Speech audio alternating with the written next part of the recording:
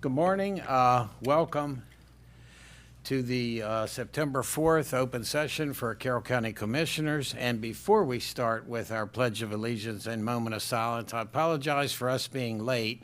Some of what we were talking about is we want to make sure we look more pleasant for our audience. So that was time well spent, probably.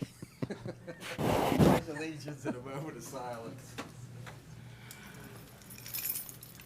I pledge allegiance to the flag of the United States of America and to the republic for which it stands, one nation, under God, indivisible, with liberty and justice for all.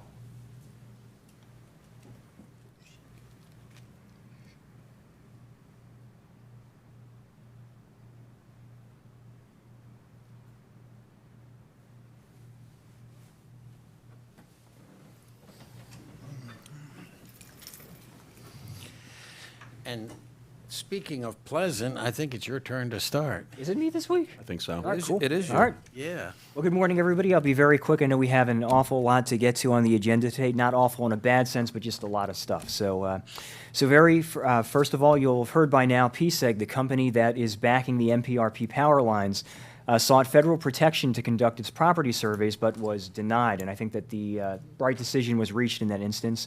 I do want to continue to urge peace and respect towards the surveyors. Pay attention to what they're doing. If there's an issue of any kind or you're concerned, call the sheriff. It's a very simple thing to do. As I said a few weeks ago, we know that PSEG has been disingenuous and disrespectful as a company. They've been, condescending and disdainful. Again, we are not them. Please be peaceful. Please be respectful. We don't want anybody to get hurt. And as I also mentioned last week, the commissioners are continuing to work on things from our end, as I know that citizens groups like Stop MPRP Incorporated are working on things from their end as well. And then second of all, as a reminder from the Commission on Aging and Disabilities and our awesome Department of Citizen Services, the 18th Annual Aging Your Way Expo will occur next week on Wednesday, September 10th from 9 a.m. to 2 p.m. at the Shipley Arena at the Agricultural Center here in Westminster. It's an event geared toward older adults, people with disabilities, veterans, their families, caregivers, and others. A particular note, there will be pickleball, various demonstrations, dozens of exhibitors, health screenings, seminars on the latest fraud and scams impacting our seniors, prescription medication disposal, vendor prize bingo, box lunches, a senior-oriented bookmobile, Veterans Alley, and pretty cool, a preview wall for the Traveling Vietnam Memorial Wall exhibit, which will be coming to New Windsor in October. Oh, thanks for holding that up, Chris. And that's all from me today. Thank you, Commissioner Gordon. Thank you. As we all know, school is back in session, so I wanted to give a shout out to the kids and obviously the staff, teachers. Obviously, it's going to be a good year, but, want to make sure it's a successful year for everybody, fun and obviously educational. And within that, want to include a big thank you to our school resource officers, great group of individuals that do a lot and keep, kids safe, a lot of high fives in the hallways, and just great interactions from them. So just wanted to highlight that real briefly. Also, coming up this week in Westminster on September 6th from 10 to 2, there will be a, Chris, can you switch to the other one real quick? Thank you. There's going to be a health fair over at the Carroll County Veterans Independence Project. It's going to be a number of various health organizations as well as veterans to have various conversations. And there's going to be food as well on hand from local restaurant business, Smoking Roaches. So definitely should be a educational, informative, and good time to be had on Sunday if you're looking for some information on veteran health-related services. And then if you could, Chris, go back to the other one, please. Did want to give a shout out to Old Westminster Winery. As we all know the Baker family quite well. Well, the Baker family has now made Forbes with their newest location, which is Burnt Hill. While not in Carroll County, I did want to give some recognition to them. Lisa, one of the sisters, was mentioned recently and featured in Forbes. So as always, Carroll County does it quite well, and we continue to be seen nationally and internationally. And that's all for me this morning. Thank you. Thank you. All right, thank you. Good morning, Carroll County. Just a couple quick notes as well. I just first want to mention, I want to thank Lieutenant Governor Miller for coming to Mount Airy last Friday.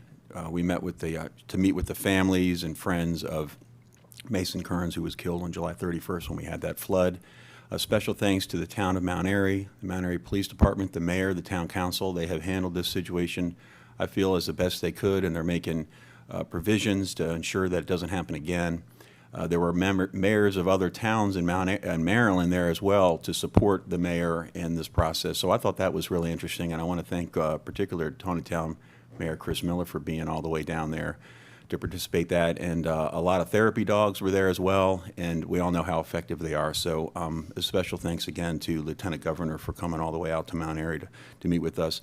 Commissioner Gordon mentioned that it's back to school. I'll put in my dig for the bus situation. Remember, you've got to stop. Do not pass those buses. And there are cameras on them. So if that's not an incentive to stop and let the kids get on off the bus, I don't know what is.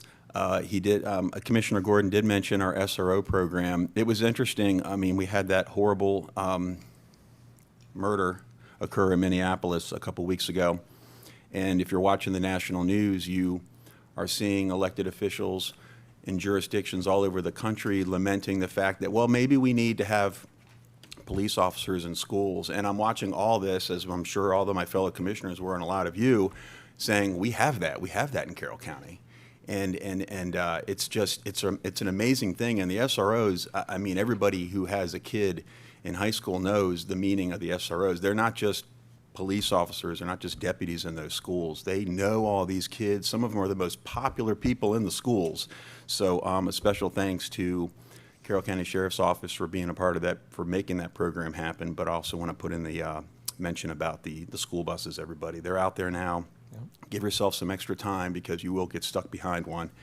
I want to mention the volunteer Winfield Community Volunteer Fire Company gun cash drawing is this weekend on Saturday. I don't think there's any tickets left, but I will be there. I'm told I've got 2,400 pieces of chicken to fry, so I will start early. Apparently, I got to get there early. I wanted to mention as well. There's been some question. I imagine. Commissioner Collier might mention this, but we will have the swearing in of the 5th Commissioner, Susan Krebs, occurring a week from today, I understand, here in this room in between our 9/11 ceremony and our open session. So there's been some questions as to when that's going to happen, and my understanding is that's the plan, at least, but Commissioner Kyler will correct me if I'm wrong on that. And then lastly, next Thursday is September 11th. Which is just amazing to think that it's been 24 years. And I wanted to let everybody know that we will be conducting a 9/11 ceremony at 8:30 sharp at the Public Safety Center, Training Center here in Westminster. And that starts at 8:30. I would get there early, but that is going to be taking place a week from today. And that's all from me. Thank you. Thank you. And yeah, we got the official letter yesterday that Susan Krebs was appointed by Governor Moore as the 5th commissioner to replace Commissioner Rothstein, and that's super. She was recently on vacation, I think back today or yesterday maybe, but what the clerk of the court has said is she wanted to do the swearing in with all 4 of us present, and so the best time she decided would be at around 10 a.m. just before our open session next week. And it is 10 a.m., not 9, because of the 9/11 ceremony at 8:30. And so you're welcome to see both. Secretary Addix visited last week Redemption Springs Farms in Finksburg, Patapsco Road, and a great farm-type business, and the owners, there's the owners and Secretary Addix and myself, and economic development that set it up, and it's a great place to shop if you want farm items, and it's a great. There's some pictures of a little bit in the store, but they have a lot of stuff to sell, and it's a great farm business in Carroll County, in Finksburg on Patapsco Road, Redemption Spring Farms. And you thank the Lieutenant Governor for coming up here, and we've been blessed with the Lieutenant Governor. She's at a lot of things. She's at a lot of the Boys and Girls Clubs things. She's at Mako. She's very visible and very much knows that Carroll County exists. So I appreciate that. We had a long weekend with Labor Day, and hopefully everybody had fun with family and catch up with chores. And it's a weird year. It was so wet. Now it's so dry. And it's the farmers tell me the corn on our property is the tallest I ever remember it being. But tall stalks don't mean that it's good ears. So it'd be curious what the yields are this year. But the weather's been so back and forth. I'll do a brief commercial. Emmanuel Lutheran Church in Manchester is having a yard sale on Saturday. My wife's running it, so I'll probably be helping. Probably starting, well, I actually started yesterday unloading stuff. So, but if you're interested in yard sales, it'll be about 40-plus vendors there and a bunch of donated items be sold. Pretzels from MJ's, watermelons from friends that donated those, and food to eat and stuff to do. She'll kill me. I almost forgot. There will be a shredder there. So people, if you want stuff shredded, that's a good opportunity to bring your stuff to Church Street in Manchester and get it shredded for a donation. We already mentioned schools, and yes, there's more bus traffic and schools back on. I heard something yesterday, and I don't know if it's true. This was social media, so 50-50 or less, that there's been a lot of tickets and a lot of people running the school buses. Please pay attention. I know they're back out. And then one of the people that ran a school bus complained that some school bus drivers make mistakes too, and they probably do. There's a lot of buses out there, but please watch. They're carrying our kids, so please watch out. We mentioned also the fire companies, and many of them are doing bingo. Many of them are doing these drawings. We have our state's attorney here this morning.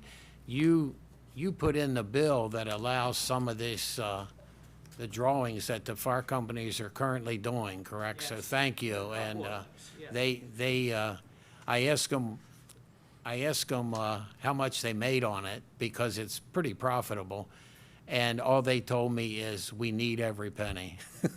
So, and they do. So thank you for getting that bill through, and thank you for the fire companies and what they do for us.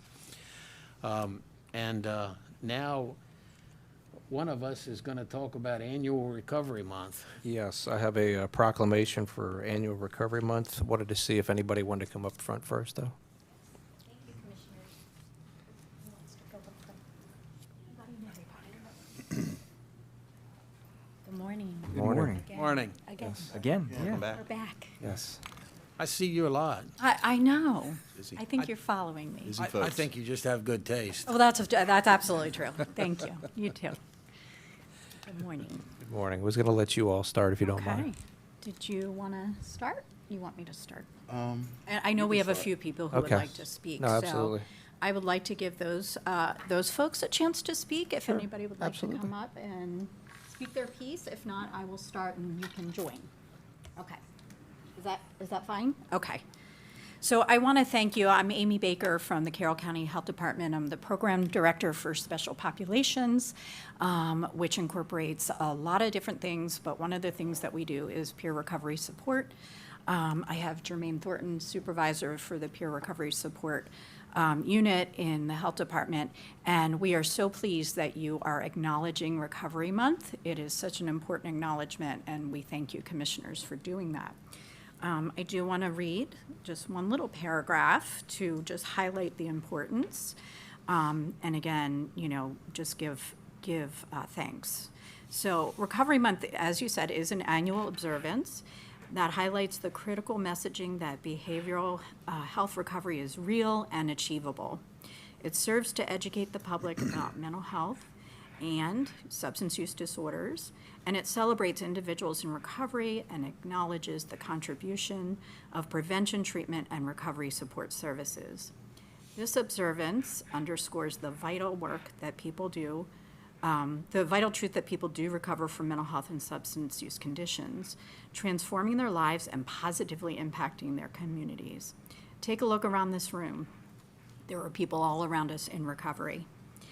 And these folks help us to reframe how people think about addiction and mental health diagnoses. Together, we can continue to work on normalizing the conversation about behavioral health with a simple question: how are you feeling today? And really listen to the answers.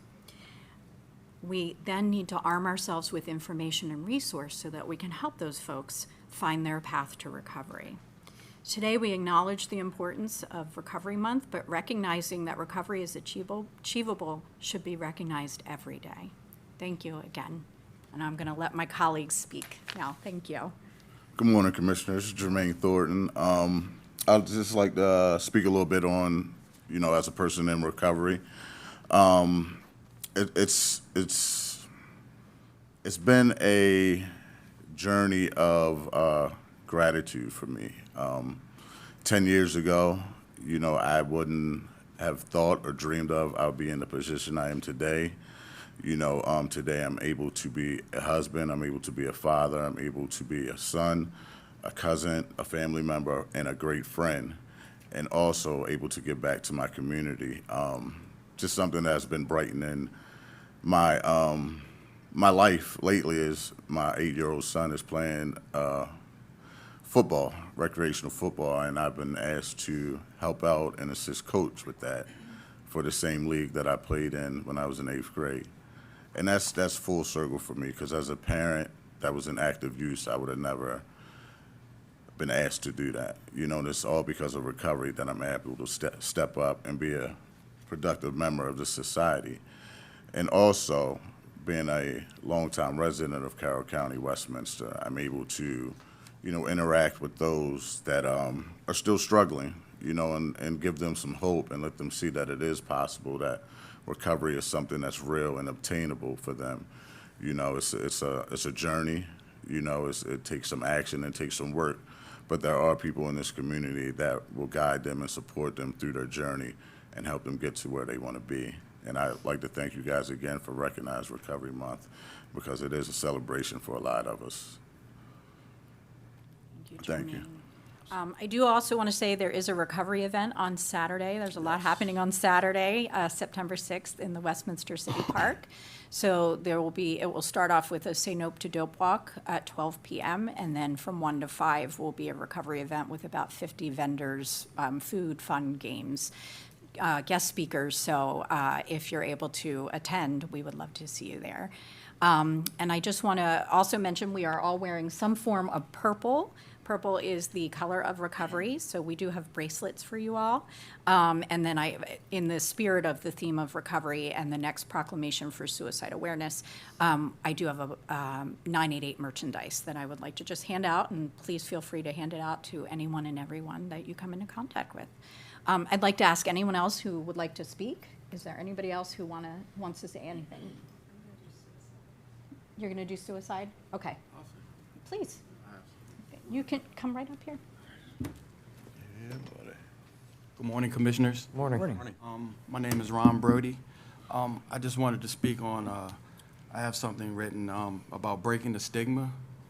One of the most important aspects of Recovery Month is its power to reduce the stigma associated with addiction and mental health disorders. By sharing personal stories and celebrating successes, people in recovery can demonstrate that recovery is possible and that it's a reality for millions of Americans. It helps to shift the narrative from shame and secrecy to one of hope and celebration, and making it easier for others to seek help without fear or judgment.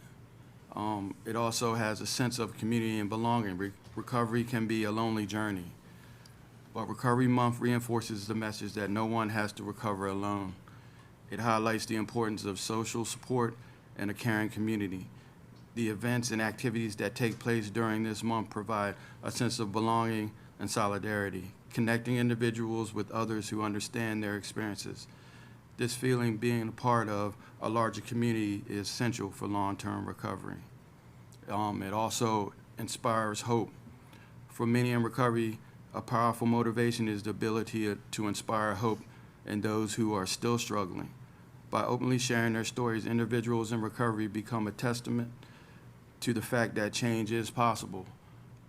Their journey offer a beacon of light and a real-life example that a fulfilling life can be built after addiction. It's an opportunity to be a role model and to show that recovery is not just about abstaining from a substance, but about living a full, healthy, and purposeful life.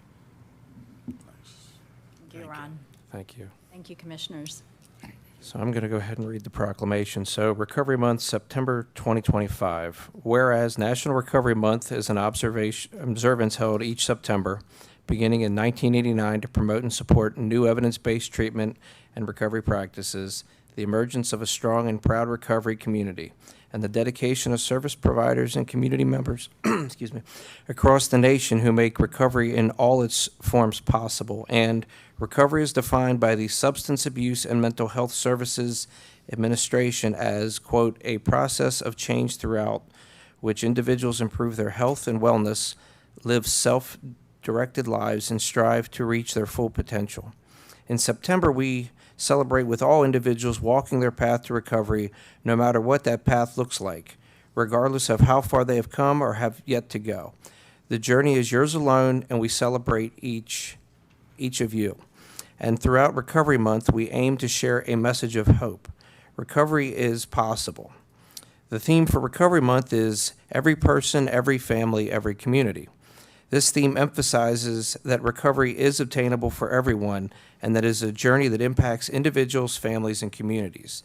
The month aims to celebrate the progress made by those in recovery from substance use disorders and to raise awareness of the support services available. And we encourage anyone in our community needing support to take that first step.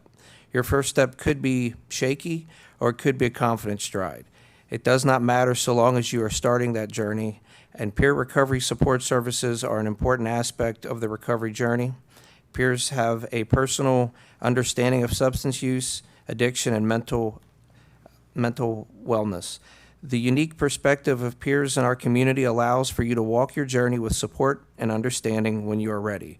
Now, therefore, we, the Board of Carroll County Commissioners, do hereby proclaim September as Recovery Month in Carroll County and commend this observance to all citizens adopted this 4th day of September 2025, signed the Board of Carroll County Commissioners. Thank you so much, you. commissioners. We really appreciate that you proclaim this month Recovery Month in Carroll County. And I know, personally, the last week or so has been rough in the community. I know that for a variety of reasons I'm not going to get into this morning, but as we know, every week there are challenges. And I just want to thank all of you from the bottom of my heart for having that ability, that grace to help other people, but more importantly, having the faith to take that step. And I know it's a 24/7 situation, but just truthfully and greatly appreciate all of you for everything you're doing. Thank you, and thank you for acknowledging this past week. We appreciate that. Thank you. Okay. Picture? Well, before Want to do picture, the second proclamation first? well, we'll do it in a second, but we are lighting the building purple for the month of September. Tim Weber is bringing over some signs. I don't know if he has yet, and there'll be signs posted. And can somebody give him a 10 or 15-minute heads up that we're going to end our meeting? At the end of the meeting, the four of us and he are going to get a photo, and who knows how long we'll be here, so we'll let him know. And Haven, you can tell Tim, we're taking a better photo here right now, but we'll still do the photo with him. Anything else, commissioners? Photo. Thank you. Bring up everybody. We'll stay up here. And while you're coming up, I'd like to say thanks for the testimony, because it's so nice to give people hope that recovery is possible and it can last. So thank you. Thank you, guys.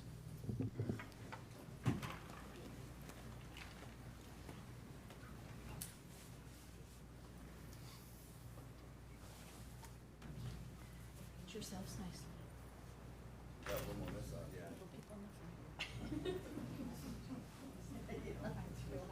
Good crowd.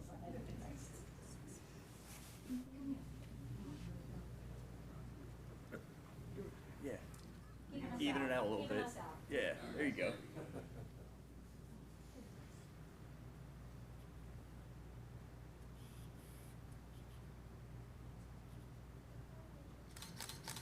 Perfect, thank you. Thank you, guys. Take care. Thank you. Thank you. Good comments. Thank you. Yeah. One of the places. I don't know yet. It's up to my kids. I know how that works. Now we're going to talk about National Suicide Awareness Month.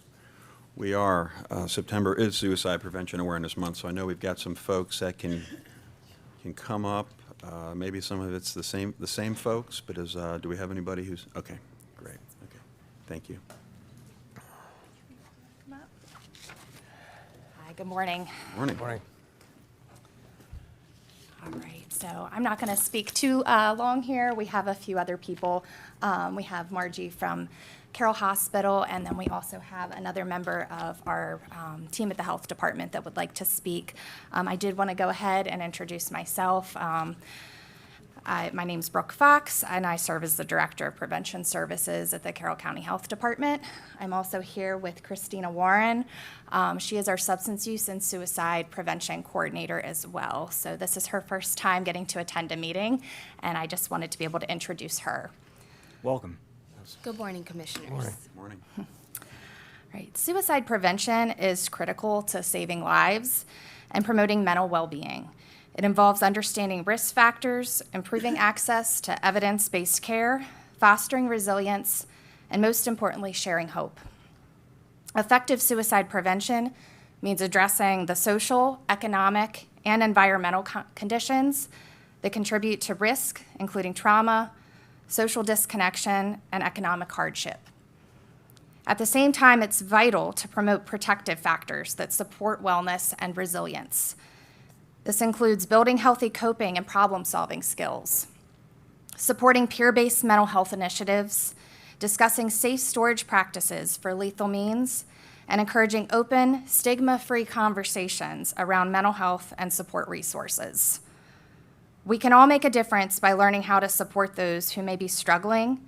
The Carroll County Health Department offers training including Question, Persuade, and Refer, or QPR, and Mental Health First Aid, which provides practical tools to recognize warning signs and intervene effectively. You can also join the Carroll County Suicide Prevention Coalition to stay informed on local strategies, best practices in prevention messaging, and ways to get involved in our community. And always remember to promote the 988 Suicide and Crisis Lifeline. This is available 24/7 by call, text, and chat for anyone in emotional distress or crisis. This Suicide Prevention Awareness Month, let's come together to build a healthier, more compassionate, and connected Carroll County, because together we can save lives. Thank you. Thank you. Margie, do you want to go ahead? Sure. Good morning, Commissioners. My name is Margie Nyhoff.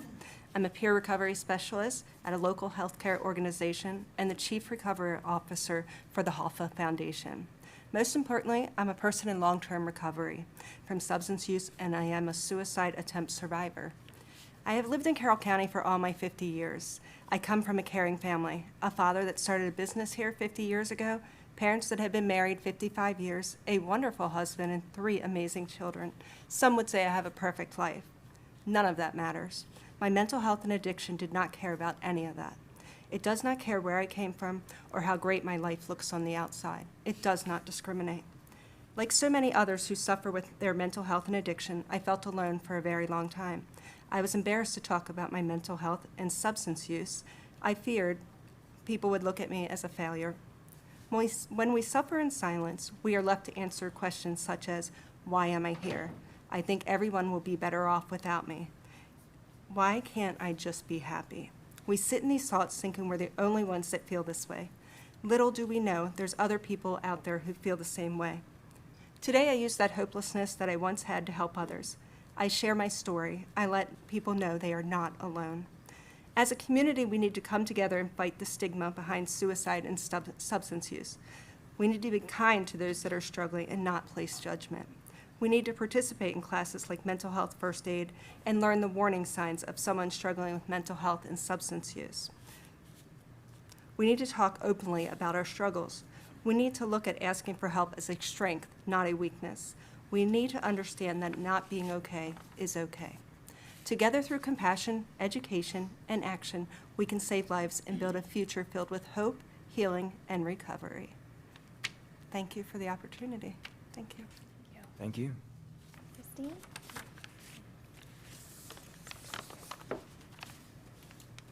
We have one more person that would like to speak. Morning, Commissioners. Morning. Morning. Morning, Carroll County.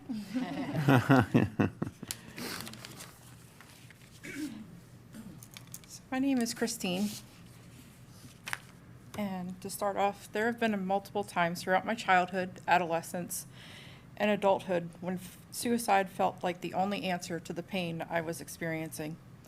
My mental illness and the stigma surrounding suicide had a cruel way of convincing me that I was a burden to those around me. I suffered in silence and ultimately ended up in crisis. But I come to you today with a message of hope. I am now 7 years into recovery from active suicidal behaviors. What changed for me was starting to talk about what I was going through and receiving the right treatment and therapy. I was very fortunate to accept support from a team of both professionals and loved ones who walked with me through a battle that, at the time, felt far greater than myself. What I've learned about suicide prevention, both through my own recovery and especially this past year working as a mental health peer support specialist, now certified as of this Saturday. Congratulations. Thank you. Passed that exam with flying colors. It is that it takes community effort. It's about people outwardly caring for other people with the intention of creating space for collective healing. In this county, this state, and this country, we often talk about the deep loneliness felt by those experiencing suicidal thoughts and behaviors. That loneliness is real, and it is very dangerous. So today I invite every Carroll County resident to help change that narrative. Let's create a true sense of belonging together. Let's build each other up. Let's identify and nurture healthy relationships. Let's choose to be kind with intention. Let's take suicide prevention training. Let's learn the facts. Let's challenge the stigma. Because every life matters and healing is possible, especially when we do it together. Thank you so much. Thank you. Well, thank you for sharing that. And I'm gonna read the proclamation now, but thank you. That takes a lot of courage, both of you. Appreciate it very much. As I mentioned earlier, as has been mentioned, September is Suicide Prevention Awareness Month, September 2025. September is known globally as Suicide Prevention Awareness Month. Suicide is a significant national, state, and local public health issue. The Center for Disease Control reported 49,000 individuals died by suicide in 2023. In Carroll County alone, suicide accounted for 250 deaths from 2012 to 2023. Community support is the key to suicide prevention. Community members can learn how to talk about mental health and connect with suicide prevention resources in our community. And resiliency is the ability to adapt and recover from adversity, trauma, tragedy, and significant stress. It's not about avoiding challenges. However, it is about acknowledging they exist, developing healthy coping strategies, challenging negative thoughts, and adapting to adversity to promote well-being and growth. Individuals facing stressors, such as financial difficulties, health issues, or relationship problems, may be at higher risk of experiencing suicides. Resiliency helps individuals cope with these challenges and acts as a safeguard to limit the impact of these stressors on suicide risk. And a conversation can change a life by learning how to support those considering suicide. Question, Persuade and Refer, otherwise known as QPR, is a suicide prevention strategy designed to recognize the warning signs of suicide, offer hope, listen, and refer to people at risk for suicide to professional help. Mental health first aid and youth mental health first aid training teach the initial skills to support and connect an individual experiencing a mental health challenge or crisis to get help. Free training is available through the Carroll County Health Department. In promoting safe and reasonable care of lethal means, including firearms and medications, while encouraging community conversations around mental wellness, is vital to the mission of preventing suicides and promoting wellness. And everyone in Carroll County, and this is important to remember, everyone in Carroll County can connect to a local behavioral health crisis call specialist through 988. 988, 3 simple numbers. People experiencing mental health or substance abuse can call or text 988 24 hours a day, 7 days a week, 365 days a year. Now, therefore, we, the Board of Carroll County Commissioners, do proclaim September as Suicide Prevention Awareness Month. Again, thank you all for being here for this. Thank you, Commissioners. Thank you. Thank you, and thank you for your comments. We've been, and it touches everybody. We've experienced a 16-year-old suicide and a 90-year-old suicide. Both were surprises to us, and then you look back and you say, what could I have done to prevent it? So I don't know how many, I mean, there's obviously people depressed, people in recovery, people that you know have issues and you help them with, but there's so many people that we don't see having issues, and till we learn it, it's too late. So thank you for trying to prevent all of them. Anything else, Commissioners? Photo? You got a bunch? Thank you. Yeah, everybody back up. These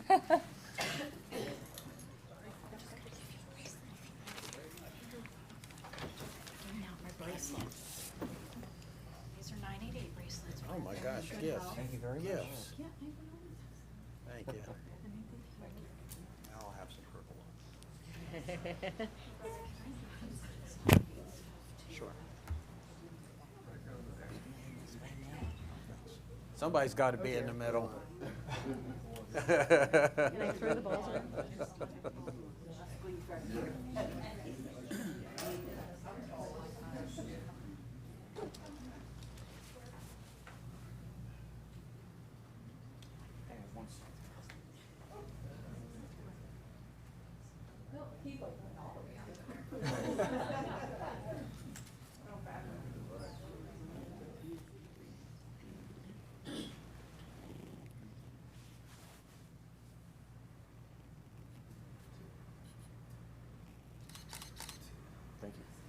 Thank you. Thank you all.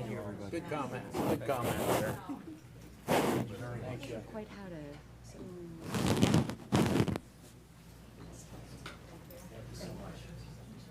Thank you. Sure. Yeah, sure. Thank you very much. No worries, no worries. I give it back to you. That's what I was going to say. Yes, thanks. Not the pleasure. Okay, now we're going to do something everybody enjoys doing. We're going to talk about Martin Covington.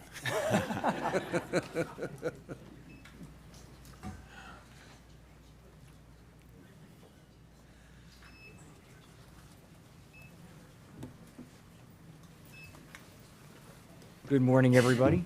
Good morning. Guys. So I have a certificate of recognition for Martin Covington.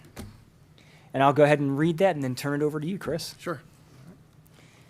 In recognition of 30 years of dedicated service with Carroll County government, we celebrate your public service career, Martin. During your tenure leading Carroll County's stormwater management and dam safety program, you earned recognition as Engineer of the Year in 2022 from the County Engineers Association of Maryland. You pioneered critical updates to storm drain and stormwater design standards, developed award-winning sand filter systems, and authored Carroll County's stormwater and floodplain ordinances and manuals. Your technical leadership has influenced Maryland's statewide regulations and left a lasting legacy in hydrology, dam safety, and watershed management. Your expertise as a witness, teacher, and presenter has shaped policy, stabilized streams, and advanced best practices across the state of Maryland. We thank you for your valuable service to Carroll County and the region and wish you a long and healthy retirement. Chris? Yes, good morning. So these days are certainly mixed emotions. It's very sad to see Martin leave county service. Martin really is, I think, the best engineer that I've worked with over my career. And he's, as Commissioner, you read, he's done an awful lot for the citizens of Carroll County over the past 30 years. So always really supporting the health, safety, and welfare of our citizens and looking out for the best interests. I want to thank Martin. But I am thrilled that he has reached this point in his career where he can move on and enjoy the fruits of his labor and enjoy grandkids and so on, all those things that we strive for. I want to thank him for those years of service and to the county, as well as especially the past couple of years where he's stayed on with us and allowed us to build a team to continue that work. Would like to quickly recognize the team who is here. So we have Pat Varga, who is the supervisor of the environmental review staff. We have Chad Wazaleski and Gianni Ossi, as well as Myron Frock and Sarah Kowalski. So they will be continuing the legacy and continuing to carry the torch as Martin moves on. Also want to thank the commissioners for the plaque that you provided us for Martin, which recognizes those 30 years. There probably are some folks that weren't born August 24th, 1995 that are in this room. But very much appreciate the 30 years that he has given us and would like to give this to Martin. Thank you, sir. Any words for us, Martin? Am I allowed to say something Yes, here? please. Yes, please. Especially if it's about Kenny. That's my first time ever doing this, so, right?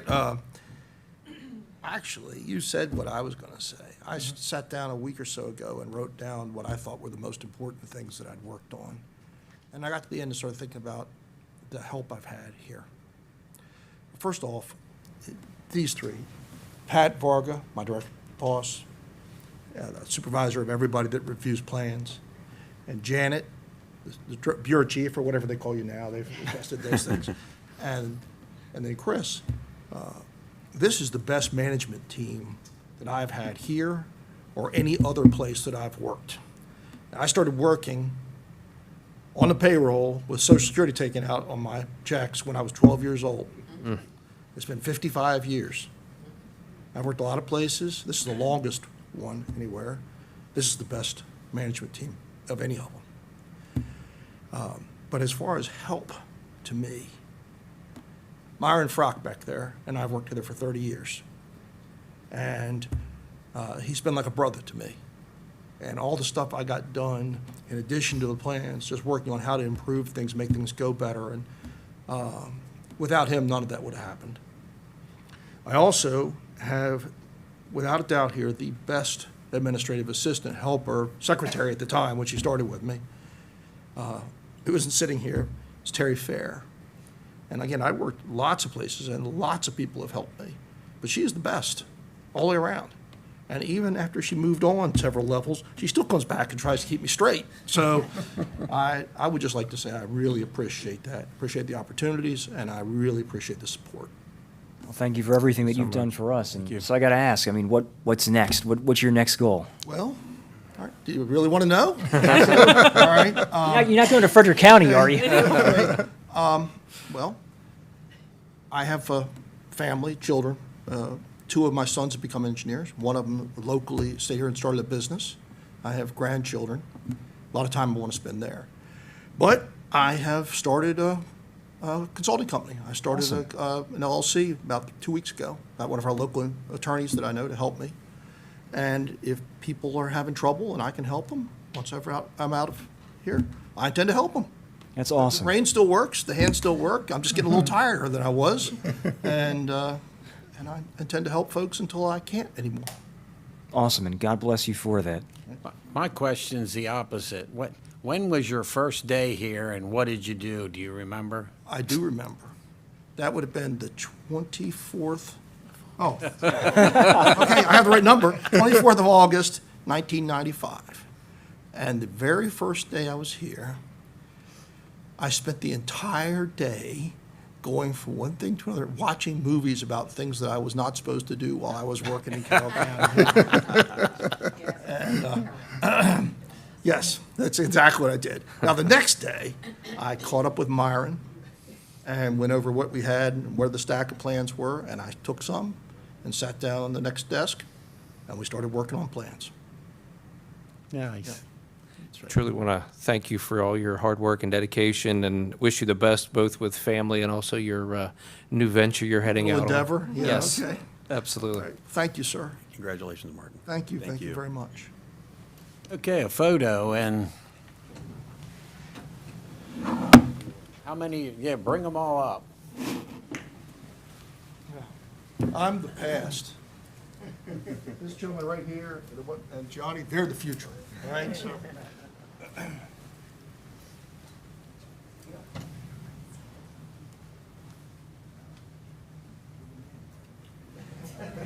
Yep.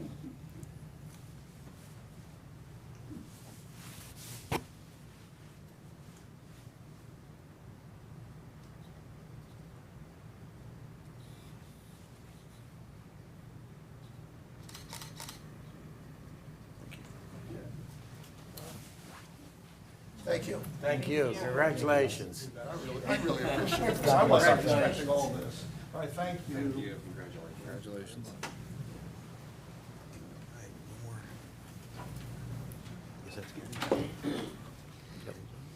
Now, Workforce Development Month proclamation.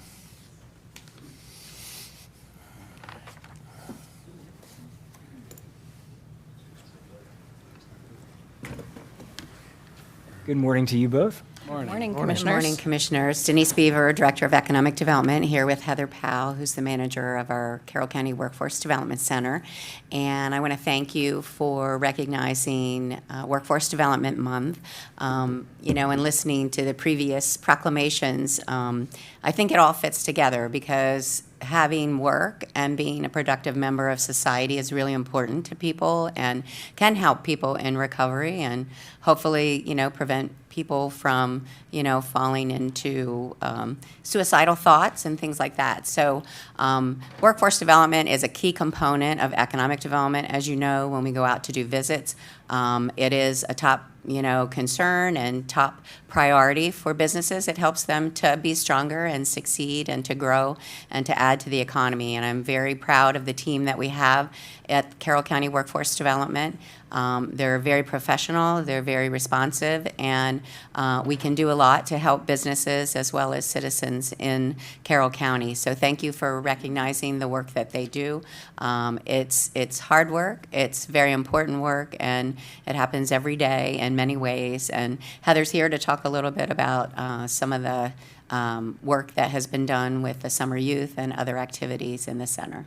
Sure. Thank you. I know it's a busy morning, and I thank you for entertaining me for a few more minutes to explain to not only the commissioners, but the people listening, that our work at Carroll County Workforce Development is convening all the partners and our community members in workforce activities. We operate the American Job Center, which is a one-stop place for people seeking jobs. Our career services helping people interview, develop resumes. We work with youth. As we heard earlier, we're working with people who are experiencing reentry, addiction issues, veterans. We offer recruiting events with local employers, so everybody can have their needs met there. And I need to say, just it's poignant this morning, we heard from people in the community that are struggling either with addiction, and suicide. And the work that we do, when you think of workforce, you don't think of the individual people, but we create hope, and we heard hope earlier. We're working one-on-one, and I'm really proud of my staff because they take time, they individualize and personalize services, and when people are in between jobs, they're usually at a low point in their lives. If you've lost a job, it's a hit to your self-esteem, and having a good job, and when you're successful, you kind of take that for granted. So the work that we do with individuals, I just need to say, is very service-oriented. Commissioner Gordon, last week, we were here and we talked about our summer youth program. Just wanted to give you some numbers. Okay. 49 youth were in jobs over 6 weeks. We engaged 18 businesses. We had one full-time hire out of that, somebody that had graduated high school, and she's going on to a full-time job because of her placement. The work that we did on Wednesdays with our students, we do enrichment programs. And so when we did our exit interviews, they had a mock interview day. 83% of the kids, after their preparation, said that they felt good about going into their next job interview. And 87% of those kids said that they were ready to get their next job. So, good numbers. Also wanted to make you aware, the Maryland Workforce Association is hosting a statewide workforce development conference next week, Monday, Tuesday, and Wednesday. We have over 2,300 attendees. I wanted to invite you. The Governor's Workforce Board is meeting on Wednesday afternoon. They're holding their meeting at Maryland Live where the conference is from 3 to 5. And at 5 p.m. afterwards, there's a state leaders reception that you're welcome to attend, and we would love to have you join us. Okay, I'll attempt to read. Workforce Development Month, September 2025. Whereas the strength of our nation, region, and county's economic development efforts and the ability of our businesses and industries to compete in the global economy depend on the availability, quality, and adaptability of a skilled workforce and a robust talent pipeline. And whereas businesses depend on professional services such as Carroll County Workforce Development to assist them in the recruitment and retention of a competitive workforce and continually upgrade the skill sets of their incumbent employees. Whereas Carroll County is home to a strong and collaborative workforce development system supported by a wide network of community partners, including Carroll Community College, Carroll County Public Schools, Maryland Division of Rehabilitation Services, and Maryland Department of Social Services. And whereas Carroll County continues to lead in workforce and economic development initiatives through innovative programs, strategic partnerships, and a commitment to lifelong learning and career advancement, including service as Vice Chair of Maryland Workforce Association and representing Carroll County as a member of the Planning Committee for the Raising the Bar Workforce Conference. And whereas the Carroll County Workforce Development Board helps to connect residents to jobs, skills training, career opportunities, changing lives, strengthening our local economy, as well as helping businesses grow and our community thrive. And whereas the Carroll County Board of Commissioners joins with the National Association of Workforce Development Professionals in designating the month of September as National Workforce Development Month to honor all individuals in workforce development, organizations, and partnerships who play such a vital role in our economy. Now therefore, we, the Board of County Commissioners, do hereby proclaim September as Workforce Development Month. Thank you. Thank you. Thank you. Commissioners, anything else? Thank you. Yes. Picture? Picture? Oh, before we do a picture, can you do a quick commercial on barn quilts? And are you going to be on TV or just barn quilts? No, actually, we did program promotion with Fox 45, and so, yeah, I think at, 5:45, I think I sent you an email earlier, that there were 3 barn quilt family farms that were highlighted and interviewed and will be showcased at 5:45 on Fox 45. Nice. So, yeah. And Labor Day, we had a couple stop. Oh, you did? I saw their magazine, Oh, yeah. the flyer, and I knew why they were there. And Right. We've seen people from New York, Pittsburgh, Baltimore, Carroll County. That's an Nice. awesome program. And so 5:45 on Fox 45. Fox 45, yeah. And yeah, we have 49 barn quilts, and as you know, it's to showcase beautiful Carroll County, rolling farmlands, farms that we have, families that have designed their own quilt selection to be placed on their barn, and we're in the process of renovating some because it's been ongoing for several years, and so yeah, we have a total of 49. We have a beautiful brochure which details the barn quilts that are placed, as well as the history behind it and some of the families' input into the legacy of their farm. Okay, now back to workforce development. Picture time. You have others? Yes. I do. We have Stan Whiteman, who is Operations and Resource Manager, and Scott Singleton, who is the business consultant. We can probably. Yeah, go down for this one. We can go down for this one. Mr. President?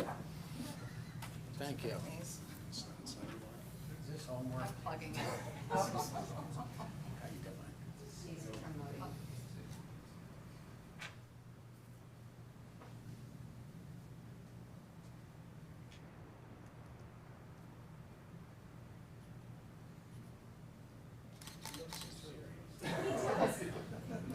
Concentrate, concentrate.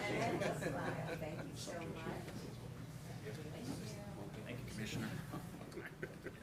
Thank you. Denise, good seeing you. Oh, you a hug. Oh, that's good. Thank you. Thank you. Good seeing you.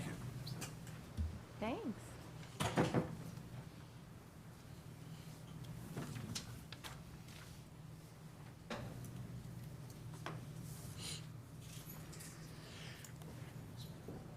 Okay, now we're to work. Grant approval to submit application and accept the award of the Violence Against Women Act. Good morning, Mr. State's Attorney. Good morning, Commissioners. Morning. I'll keep my remarks relatively brief because you all have heard me make the pitch for this grant before. But there are a few things I want to highlight because it is incredibly important. As you all know, or would at least suspect, domestic violence continues to be a problem across the country. Our county is not immune. And essentially what this grant does is it provides funding for our domestic violence prosecutor, who's the gentleman seated to my right. I'll talk about him in a second. But just by way of reference, the domestic violence prosecutor in our office investigates and prosecutes domestic violence cases, dating violence cases, sexual assault, stalking, and other such related criminal offenses. Just through the last 3 quarters of FY25, the domestic violence prosecutor in our office has sought justice for 253 victims in our county, and we still have a quarter to go. So the total grant is $117,000, and the county match component of that is a little more than 48. And essentially what that does is it pays the salary of our DV prosecutor, who I was extremely lucky to land in July, and it's Mr. Craig Wolf. Craig Wolf has prosecuted these types of cases at various levels, including out in Allegheny County at the federal level, and he was a lieutenant colonel in Army JAG, and he kind of like fell into our laps, as it were. So we're very glad to have Craig, who has a passion for these types of cases. So with that, I would ask that you approve the grant request. Motion to approve the submission of the FY26 VAWA grant and accept the award. Second. I have a motion and a second. Any further discussion or comments?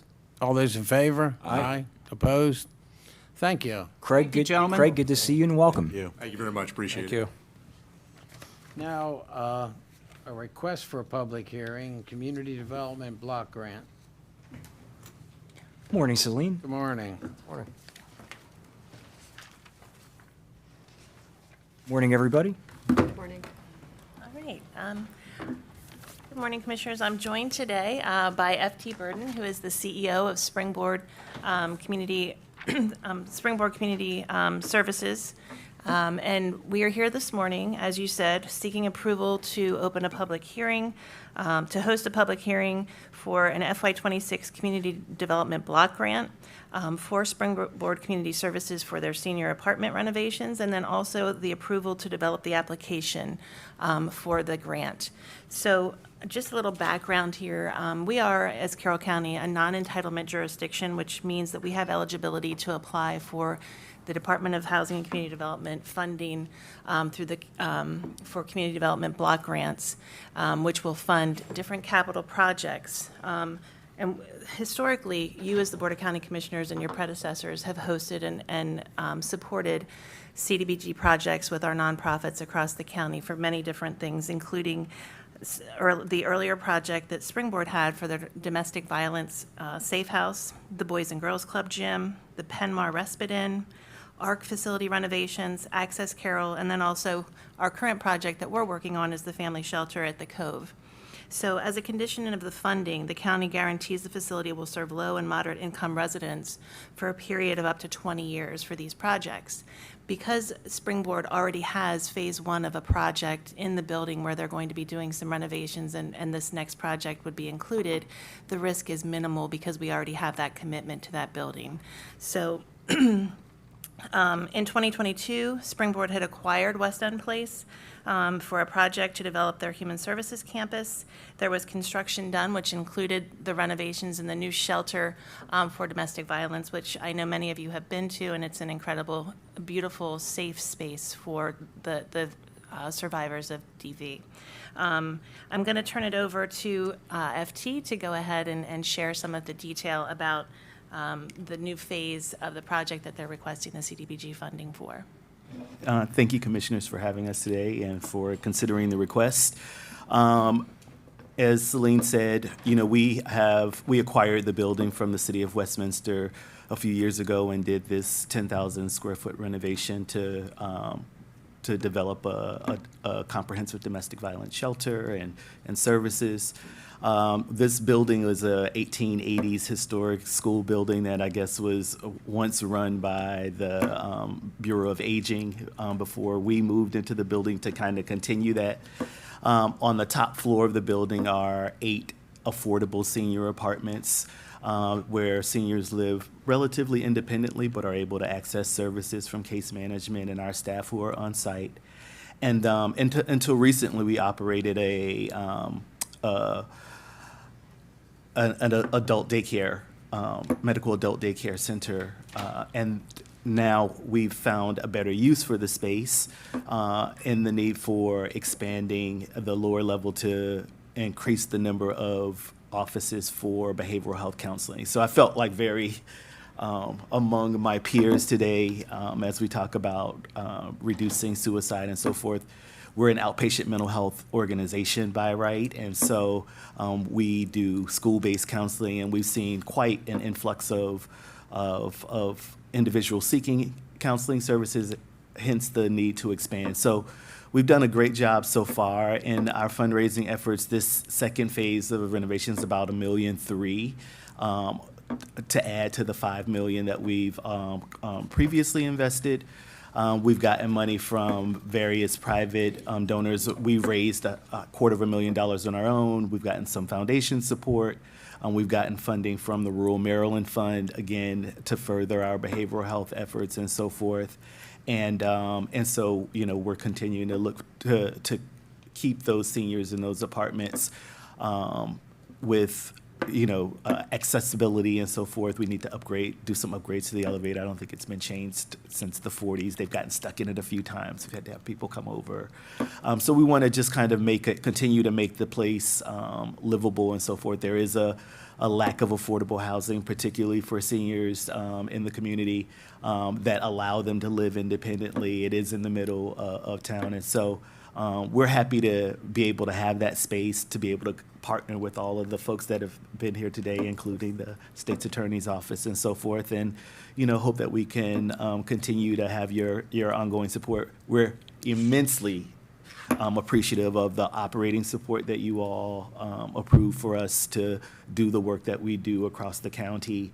I can't even imagine how we do it without it. It's this county and Hartford County, because we are regional, are two of the counties that really demonstrate some of the strongest support for us. And so we're super, super appreciative of that. Thank you for everything that you do. Tom, did you want to? Sure. I move the Board of Commissioners direct staff to schedule the public hearing and develop the FY26 CDBG grant application. Second. I have a motion and a second. Any questions or further discussion? It's not as much of a question, but, and thank you for being here, by the way. I don't have much of a question, but maybe I'll give Celine the opportunity to do a public service announcement really quick. For people who are looking for assistance with housing, and I know that's multiple different levels. You've got people who may be in, quote unquote crisis, but you may have people who are just looking for help to pay rent. Can you just kind of briefly go through those things that exist for them and how they would reach out for help? So the easiest point of contact is our Division of Housing and Community Connections. We changed our name from Bureau. That's a first plug. But also, you can contact our office directly. It's 410-386-3600. And from there, we have different services. We can help you connect with our Housing Choice Voucher Program. Our application, we do have an open eligibility list. People can still apply to get on that eligibility list. There is a wait.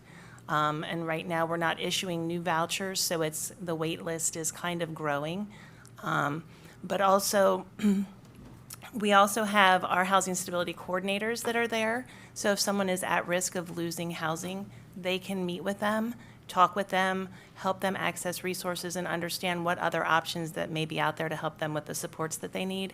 And they look, every case is very individualized. So please contact our office if you are at risk of losing your rental or at risk of losing your home. There's other pieces we can direct you to, as well as some of the mortgage programs with the state and other resources. We also have our Family Self-Sufficiency Program for folks that are already enrolled in a Housing Choice Voucher Program. That's just another piece to help people rise out of assistance and into independence in their housing and their payments to be successful after they're employed. And then we also have our shelter and homeless services with HSP. They have coordinated entry that they do with anyone that is homeless or at risk of homelessness within the next 2 weeks. And they will walk through a process of also connecting them to other resources, including our shelter. And then we have a continuum of homeless services across the county, which include our night-by-night shelter, our adult-only shelter, and then we also have a family and children shelter. So there are a lot of different resources, and also where FT's team comes in is domestic violence sheltering as well. And those are all options across the county. So there are a lot of things at play, I guess, is the point. They can certainly contact our office, and we can direct them to where they need to go. But thank you for giving me that opportunity. Thank you for that. I did want to share one more real quick piece. FT was gracious enough to take Corey and I on a tour and coordinate with the residents at West End that are living in those apartments, so we could tour through the apartments to really see what they look like now. And they're very modest, very safe.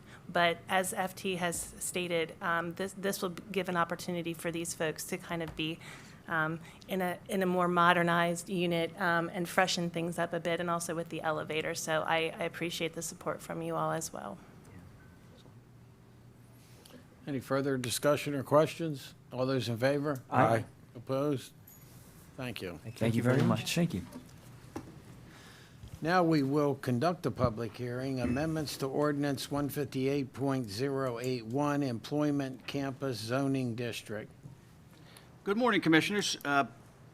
As Commissioner Kyler stated, the purpose of today's hearing is to solicit public comment on some proposed amendments to our Employment Campus District zoning provisions.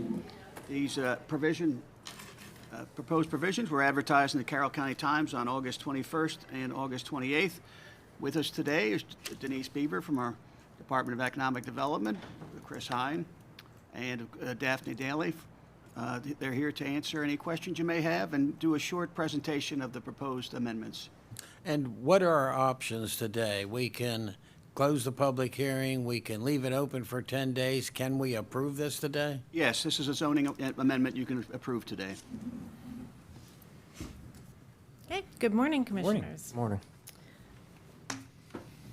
I'm just going to quickly review the process that we've had to examine these proposed amendments and run through what the proposed amendments are specifically, so anybody knows exactly what would be changing. As Tim mentioned, the public hearing was advertised in the Carroll County Times. Prior to that, we had come before you earlier in the year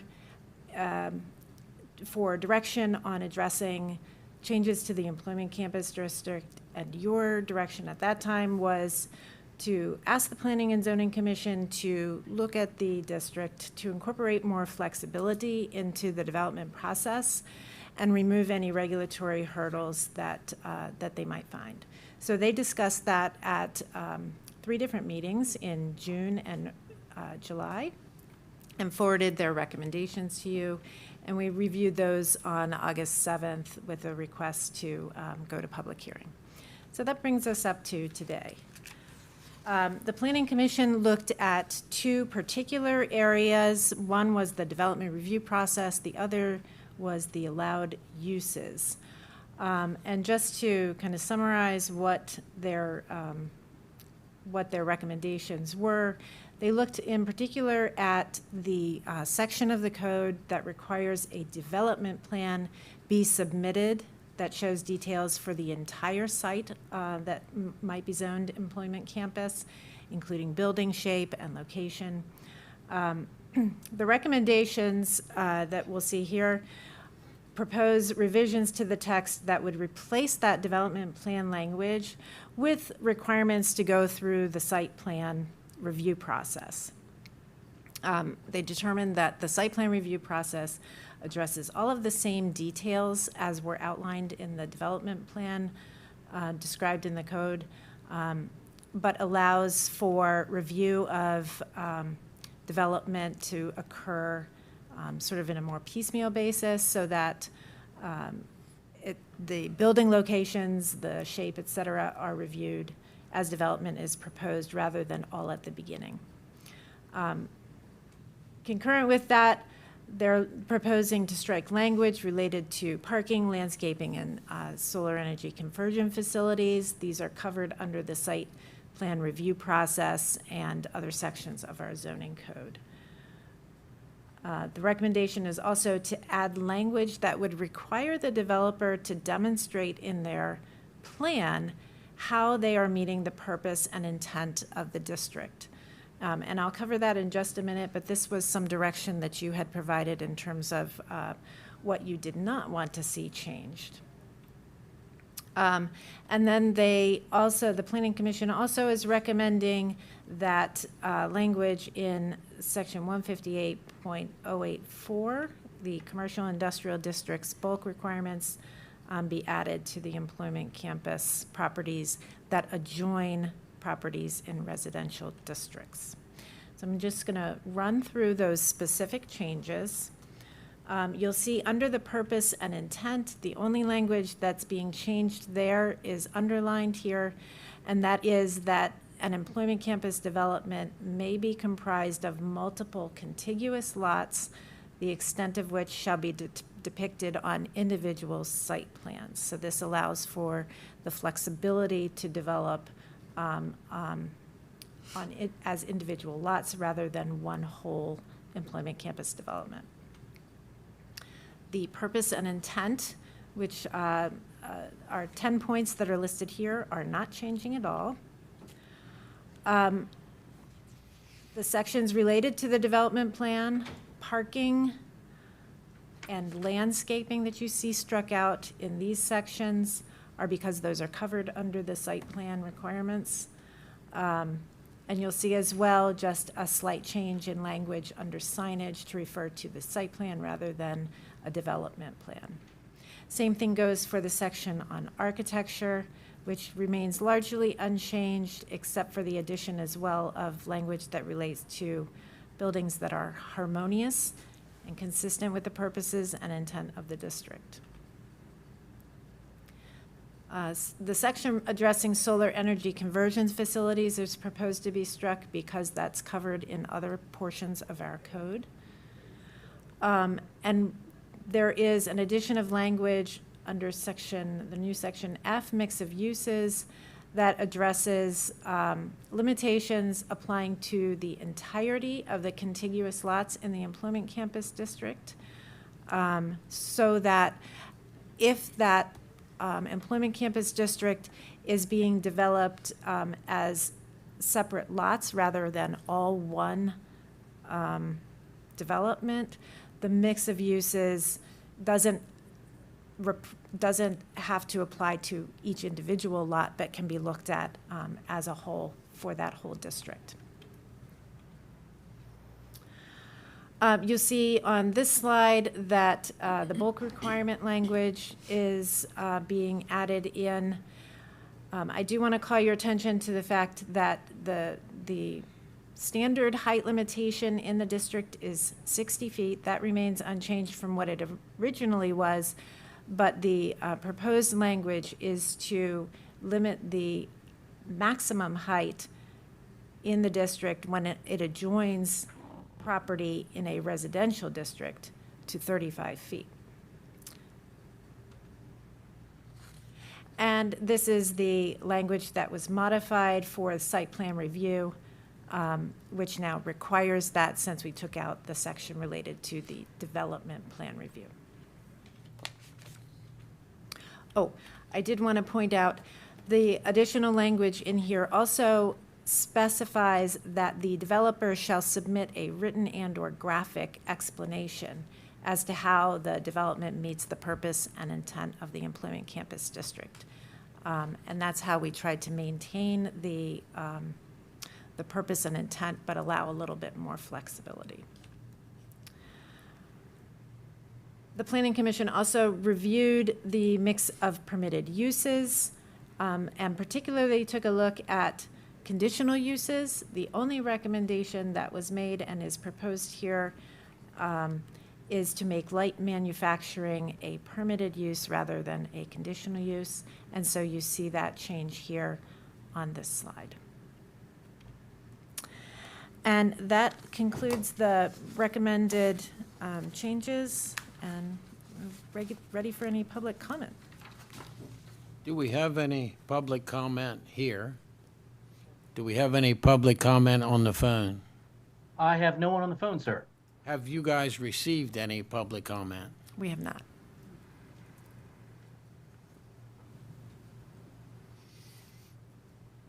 Any questions, discussion? So what we are talking about potentially proceeding with is the campus zoning district, I guess maybe reforming the language, amending the language to make it more conducive to attract businesses and residences that would be in the same area, correct? I'm so far? And so, for example, I mean, and the way that I look at it, right, is that, maybe, 100 years ago you had a factory in a certain area. You had all the people who worked at the factory living within, a couple of footsteps of the factory. And so the idea here is to create a more dynamic space for employment purposes, but also for residential purposes. Everything is kind of within walk. I mean, obviously, the hope would be that if you're going to have a business in one of these areas, that I would be an employee and I would live in one of the houses and be able to walk across campus to the business, right?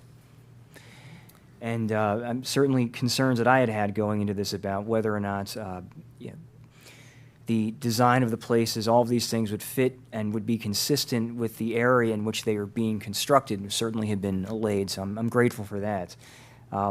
Is there anything else of note that we should bear in mind in considering this? How many properties in Carroll County would this affect currently? Good question. We have two areas that are zoned employment campus. One is down in the Freedom area. It's off of Clees Mill Road, known as the Delaney property. The other is up by the Northern Landfill. They're both county-owned properties. And I forget the exact acreage, but I think in total it's somewhere around 300 acres. And you mentioned hotels, and you have a maximum height of 35 feet, so you're eliminating a lot of hotels that wouldn't want to come here. Is that a concern, and has there been any comment at planning, zoning, or department about that? I don't know that planning and zoning discussed that specifically. I will point out that they added the language about the height limitation when an employment campus district adjoins a residential district. Neither of the properties that are currently zoned employment campus actually adjoin a residential zoning district. I think they either adjoin land that's zoned conservation, ag, or industrial. So currently, that height limitation wouldn't apply in those two zoning districts. But of course, we're making changes that would affect anything anywhere in the county that were zoned employment campus either now or in the So future. the maximum height wouldn't apply to the existing properties we have? Not to the existing ones. I do understand that there are some good things in these changes, and the attempt to eliminate, duplicate language is always a good thing. We don't need a lot of superfluous ordinances in this county. Anything we can do to sort of simplify things is better. I think a couple weeks ago, when this came before us, I was hesitant to endorse it. I still have concerns. One of the main ones being how difficult it is for residents to kind of follow what is going on, and typically, and this board's mentioned it on a few occasions, we usually don't hear from people until it's too late sometimes. So the idea of having the development plans, front and center is something that still concerns me. I want to, for that reason, I would advocate for us to keep the record open for 10 days and ensure that people are aware of some of these changes. And my concern with that would be, we haven't gotten any public comment. We advertised this all over the place, and no one's here, but whatever the four of us want, but good comments, but I would hope we'd approve it today, but I don't know what the other two of you think. Any thoughts, Commissioner Gordon? I mean, I understand both thoughts there, but I think personally, we have had this out there for quite some time. I also understand where Commissioner Guerin's coming from, but I think the challenge we have is, whether it's this topic or it's any other topic, those considerations and those timelines can continue to go on, and someone may find out about it 6 months from now. And I'm not saying that to be flippant. It's just the fact of that seems to be sometimes how it happens. Personally, I think we've done our due diligence in trying to make this as aware to the public as we've been able to. And I guess for me, I mean, if this was an amendment to part of the code that would affect people who are already, I guess, living in the areas rather than creating something, right? I mean, if I'm going to be moving into a campus zoning district, obviously those haven't been built yet, correct? They haven't been built out. And so I'm moving into that district, there's going to be a set of circumstances into which I'm going to be relocating myself, right? So because, for me, typically I like to leave the record open for 10 days, but I think with this, given that these are new areas, that we are trying to deal with a number of different issues, including employment, including residences, including creation of new business. I mean, personally, I'm comfortable with moving ahead with this today. Unless Commissioner Guerin, any thoughts or any concerns as far as that is concerned? No, my concern in a very general sense is just the overall issue of just trying to get people as informed as possible when typically they're not paying attention. And I completely understand the comment, and it's factual. No one said anything. It doesn't mean they won't in the future, but they haven't mentioned, it hasn't been a concern for folks. But I'm still comfortable with keeping it open for 10 days, but we'll take a vote. All right, well, I'll make a motion to conclude the public hearing and adopt amendments to ordinance 158.081. Second.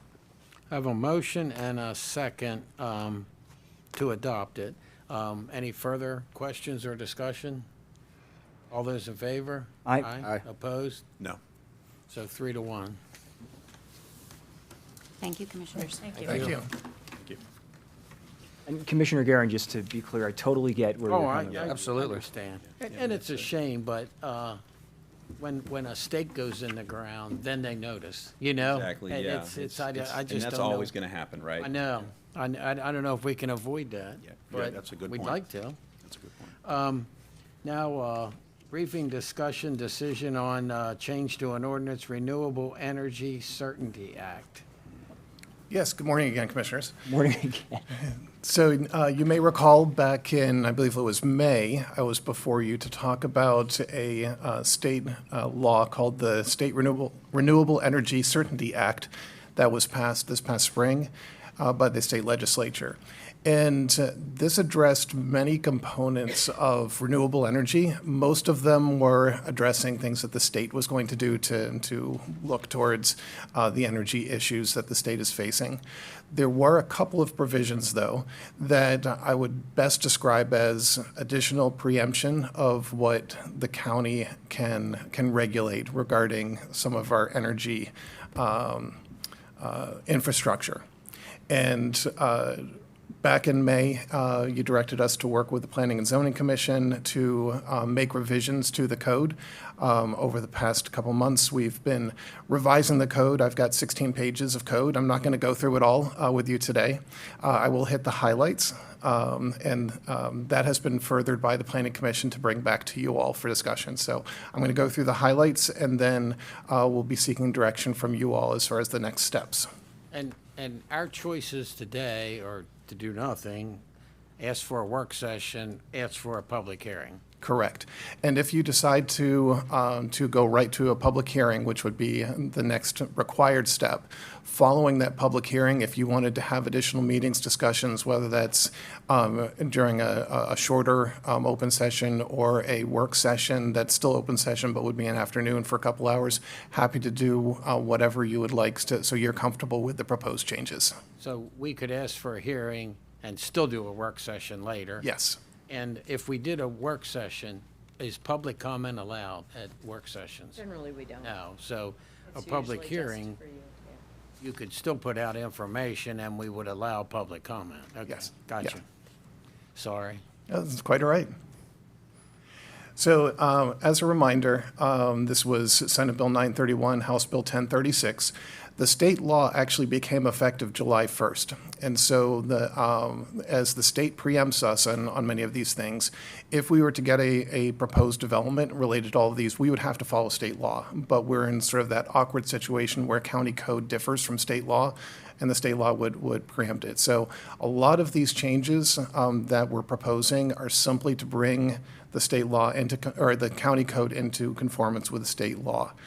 Where the state was silent on issues, we left those codes the same as they were previously adopted by you all. So the state law does not apply to projects in process prior to July 1st. So there currently are 8 solar CPCN projects that are working through the state's process. So these code changes would not apply to those. But anything that came either to the state or to us after July 1st would be subject to the state's new requirements. As I mentioned, there are 2 uses that this code primarily addresses. One is solar. The other is what we are called energy storage devices. And there's a picture there at the bottom of the slide of one example of these. This particular type is called a BESS, a battery energy storage system. And as you can see, they essentially look like a shipping crate, a sea crate. I don't know what the material is, whether they actually use sea crates or not, but shipping containers. But that's what they look like, and they are essentially filled with lithium-ion batteries. And the purpose is that they are hooked directly into the grid so that during time periods of high energy production, these batteries can store the energy temporarily. And then when there's low energy production, they can put that energy back into the grid.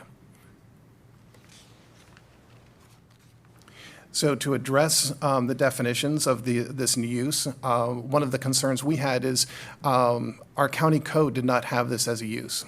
And so, again, as of July 1, someone could propose a development of this type of use, and we would have no regulations to review it against. So our intent was to establish those regulations. Part of that are establishing definitions. So you can see at the top the definition of an energy storage device. And then there's some additional terminology that I just wanted to make clear. There are two different types that are typically discussed in industry. One is behind the meter. So what that essentially means is that when you have a meter for a residence or business, if you have one of these battery storage devices behind the meter on your property, those are typically considered an accessory use and are not really the subject of what we're trying to address here. A good example would be as if you have solar panels on your house, you might have a battery unit in your basement that would help store the energy that's accumulated during the day for your use at night. Those types of devices are regulated by building code and so on. They're not a zoning issue. So we really don't need zoning code to address those sorts of accessory uses. What we're primarily talking about here are called front-of-the-meter energy storage devices, which there's no meter. They're essentially hooked up to the grid. And so these are larger industrial-sized type uses where you could have acres of these storage buildings with lithium-ion batteries that are storing the energy as part of the energy grid. So just to differentiate those two different types of uses, we're primarily talking of front-of-the-meter energy storage devices. So if I could go back for just a minute to talk solar. So the state has broken up what we can regulate into 4 different categories, and they're based on the size of the solar facility. Now, the state refers to it in terms of megawatts, which I'm sort of surprised that that's how they regulate it, because as we all know, technology changes. And so if panels become more efficient and you can gain more energy, more megawatts as it were, with smaller facilities, that will change. And we are primarily interested in how many acres of space these panels are taking up, right? So the general rule of thumb currently is that when you think of 1 megawatt of energy generation, we see on a site plan that's typically about 5 or 6 acres. So if you're talking a 5 megawatt system, multiply that by 5 or 6, you're looking at 25 to 30 acres is typically the size site. So keep that in mind as we talk about the different sizes that the state is talking about.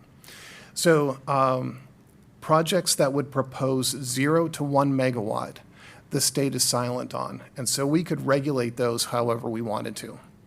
What I would propose, though, is that I don't believe that anything less than 1 megawatt, that there are going to be a lot of commercial interest in doing that. You're talking about less than like a 5-acre site. It's not generating a whole lot of energy that, at least we have not seen anybody propose anything less than 1 megawatt. So yes, in theory, if we wanted to put additional restrictions, like we don't want to see them in ag or places like that for a less than 1 megawatt facility, we could certainly do that.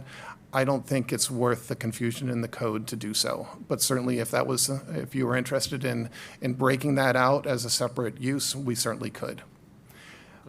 Yes. 1 to 2 and 2 to 5, we can't restrict. So Correct. what you're saying, it would be easier if we just said 5 and under. Yes, exactly.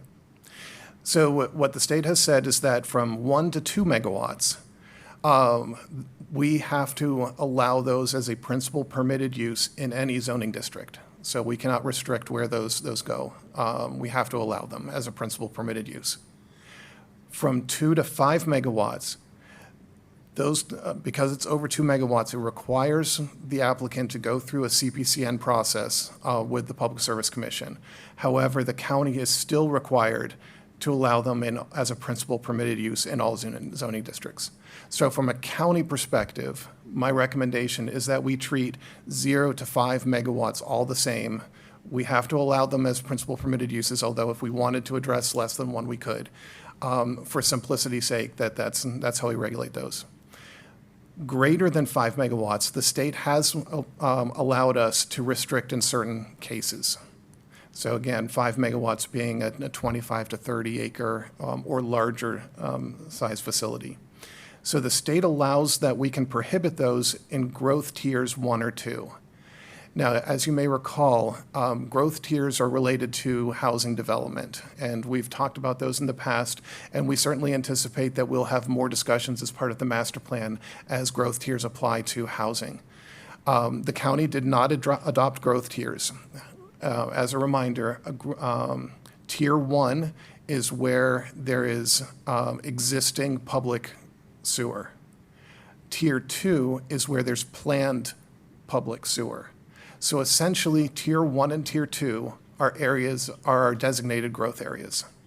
So our recommendation is that rather than try and figure something out with growth tiers and fast track a discussion about whether tiers should be adopted or not, because they have to be adopted as part of a comprehensive plan process and so on, it would become very messy if we wanted to do anything with that. What we are recommending is that in our code, we prohibit greater than 5 megawatt projects in our designated growth areas. Our interpretation is that this meets the intent of the state law, if not exactly by the terminology. Does that make sense to everybody? So far. Yes. So far. Great. The state also allows us to prohibit greater than 5 megawatt projects in certain residential areas. So medium density, high density, and those with mixed use.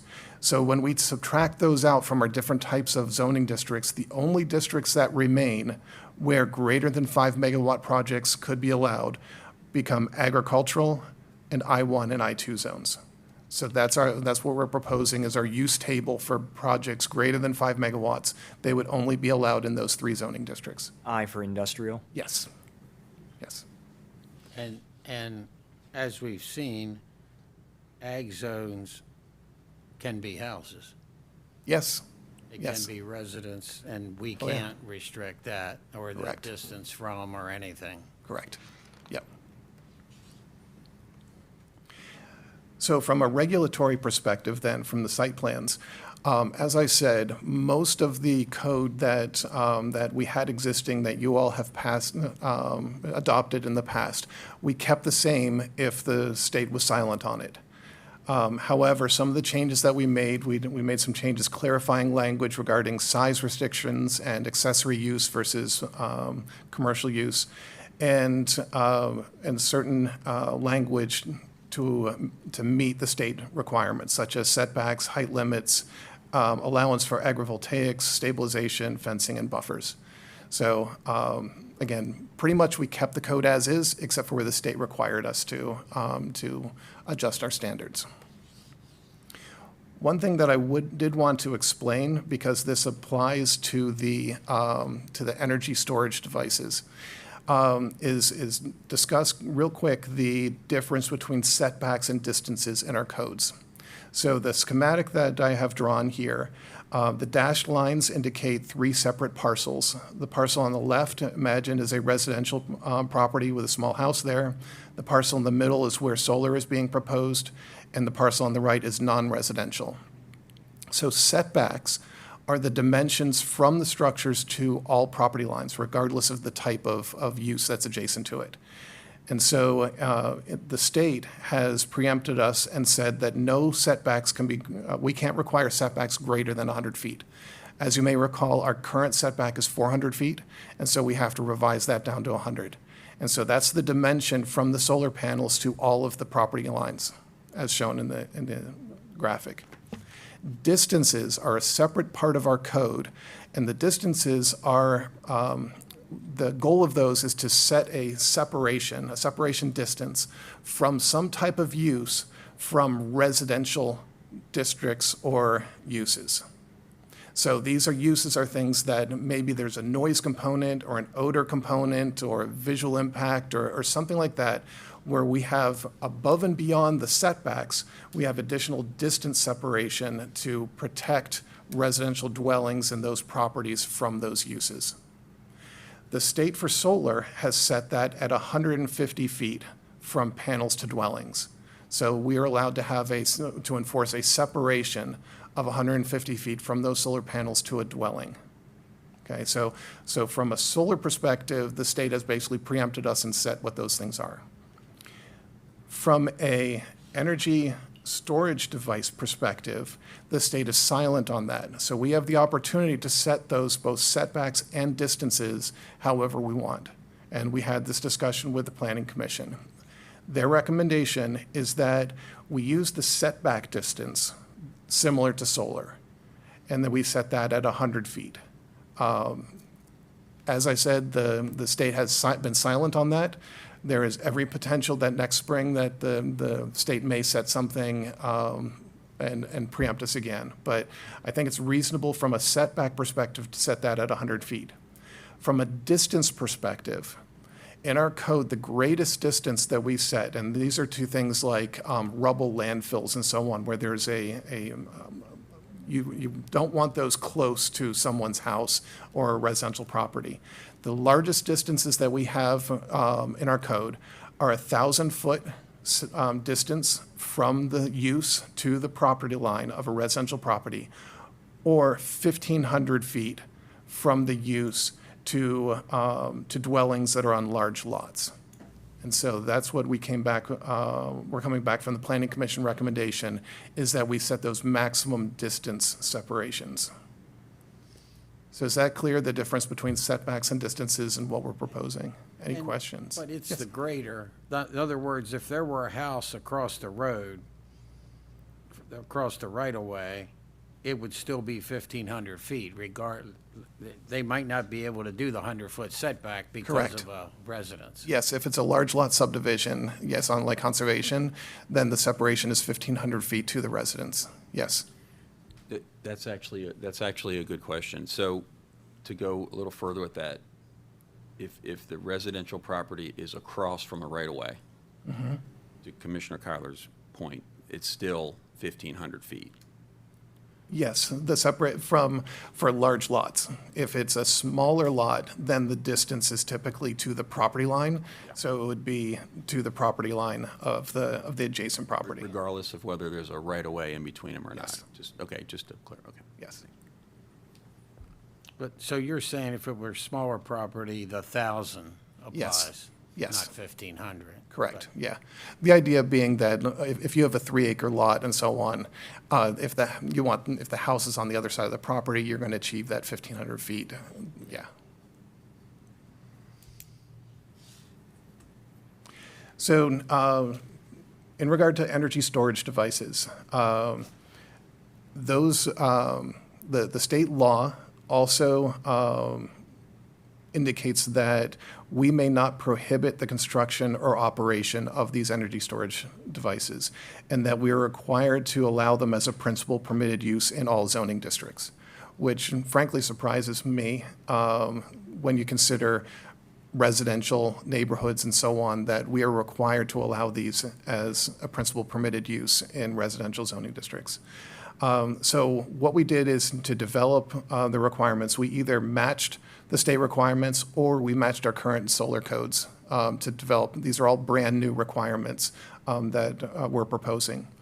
What I added 2 things in, though, that I wanted to note. One is fire protection. So as you can imagine, one of the concerns with these battery storage devices is thermal runaway with lithium-ion batteries. And MACO is looking into those requirements and may propose some further regulation next spring. In reading through the literature related to these types of uses, they recommend that our zoning code reference the National Fire Protection Association Standard 855, which is a standard that I confirmed with Chief Robinson is the appropriate standard, and if we have this in our code, that's the appropriate thing to reference.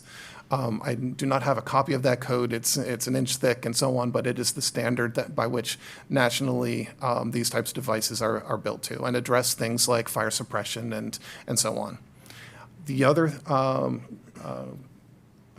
item that I'm recommending that we put in there is that the developer shall coordinate emergency response requirements with the Department of Fire and EMS, and any required specialized training or equipment shall be provided to the Department of Fire and EMS by the developer. So I want to put it on the onus on the developer that, and now I honestly don't know if special equipment is needed or special training is needed, but I would imagine that if you're dealing with these types of chemical fires and so on, that there may be additional training and so on needed, and I think the developer should be responsible for addressing those needs. Yeah, and I think another aspect of that would be the fact that, let's say it's something that's the size of a sea container full with lithium-ion batteries. There wouldn't, I think you'd be hard-pressed to find enough water to put something like that out, regardless of whether you had above-ground tanks or not. So that's going to have to be something that we look at, particularly in Carroll County, because at that point, we're drawing water from alternate sources, and there just wouldn't be enough to put it out. And that may be part of that It- standard it might be. 855 where it has to have sprinklers and enough water and stuff like that. I'm not sure. Yeah. Maybe a halon system or some other kind of, I don't know what you do to put it out. It might be. I'm glad we're going to be paying attention to that. You know, I know enough about fire protection to be dangerous and to be wrong, but, you know, just some very, you know, anecdotal, just some of the training that I've attended at some of our volunteer fire companies, the amount of water it took just to put out, like a battery used for a drill was pretty extraordinary, and let alone an EV. So, yeah, you can only imagine how problematic it would be if one of these things went up. Yes. No, I agree. And that, yeah, we definitely want these applicants to be working with our fire and EMS folks to make sure that whatever is needed is put in place, and the applicant should be responsible for that. The other item that I added in, which was not discussed in the state code, is a decommissioning plan similar to solar. Because as you can imagine, these could be temporary uses. If you're hauling in these portable structures, maybe they're in place for 10, 20 years, similar to solar, but when it's done, we want them to be properly removed and the property restored to what is before. So we kept the decommissioning plans similar to solar projects. One thing, and I don't know a whole lot what's inside them, but you've got a big container there. To me, I don't know how you define decommissioning. They could take the guts out of it 10 times and leave the container there, and I'd still be very concerned how they dispose. You know, I don't know if that's decommissioning or not. You know what I'm saying?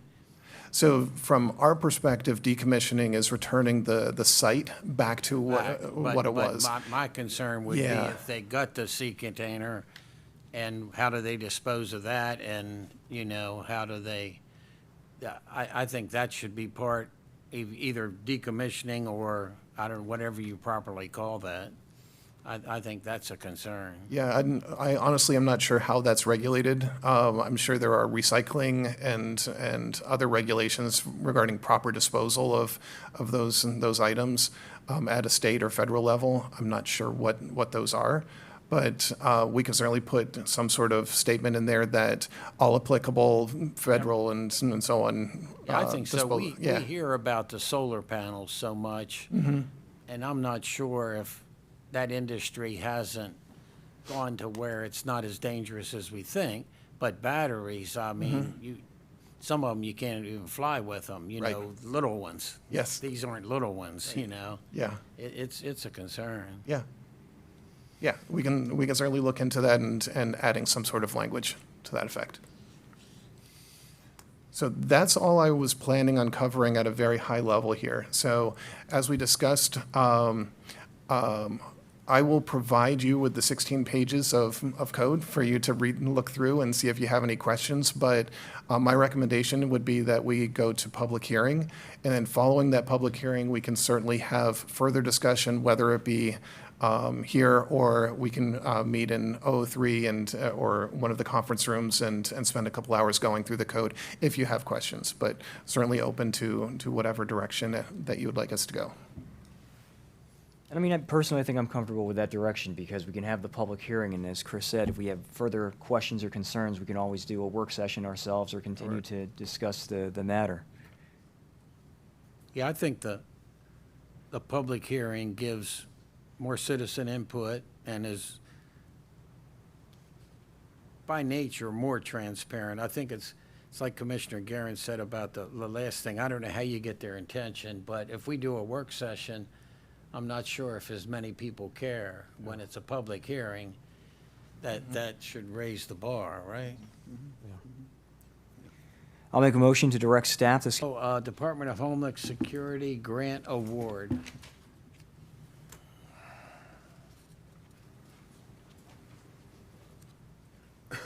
Morning to you both. Good morning. Good morning. Morning. Hopefully. Good morning, Commissioners.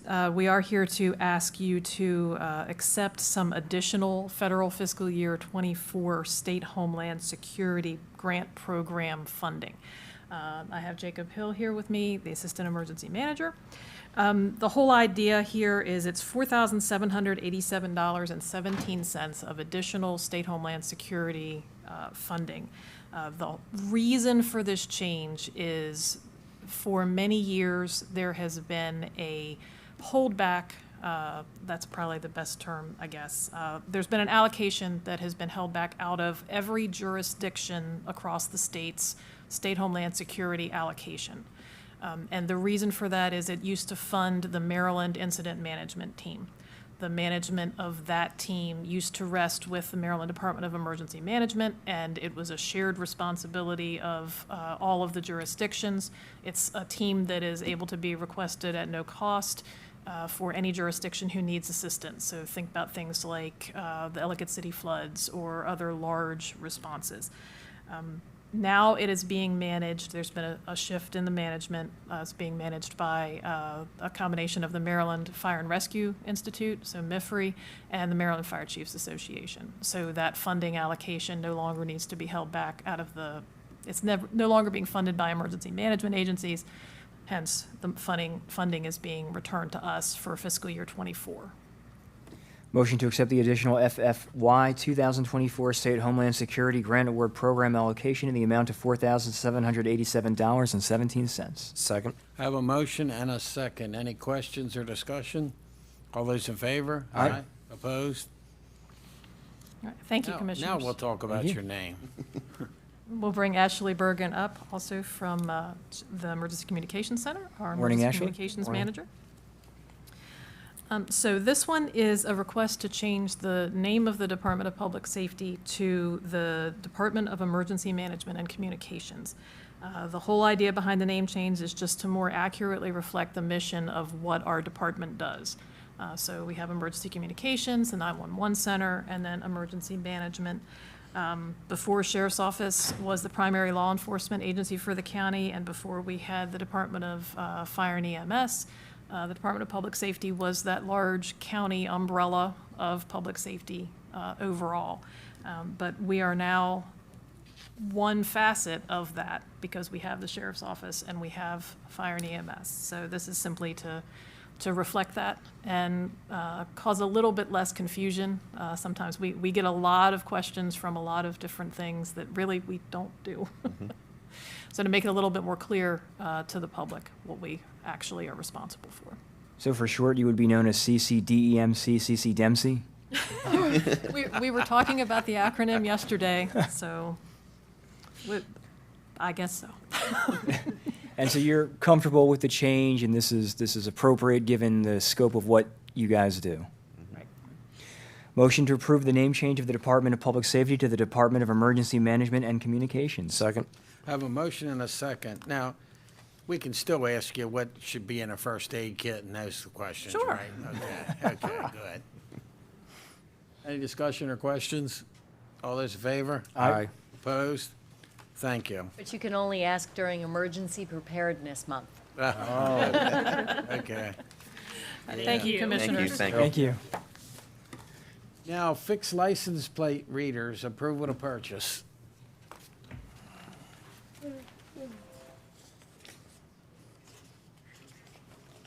You let the sheriff have time off. You didn't bring him. Good morning to you both. The A-team Yes, today. good morning. Good morning. Good morning.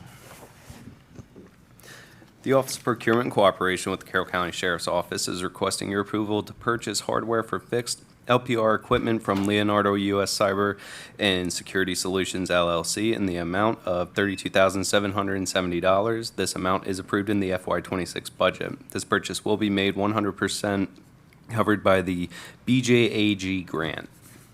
Good morning, Commissioners. Morning. This is part of our overall, as it kind of notes in the background.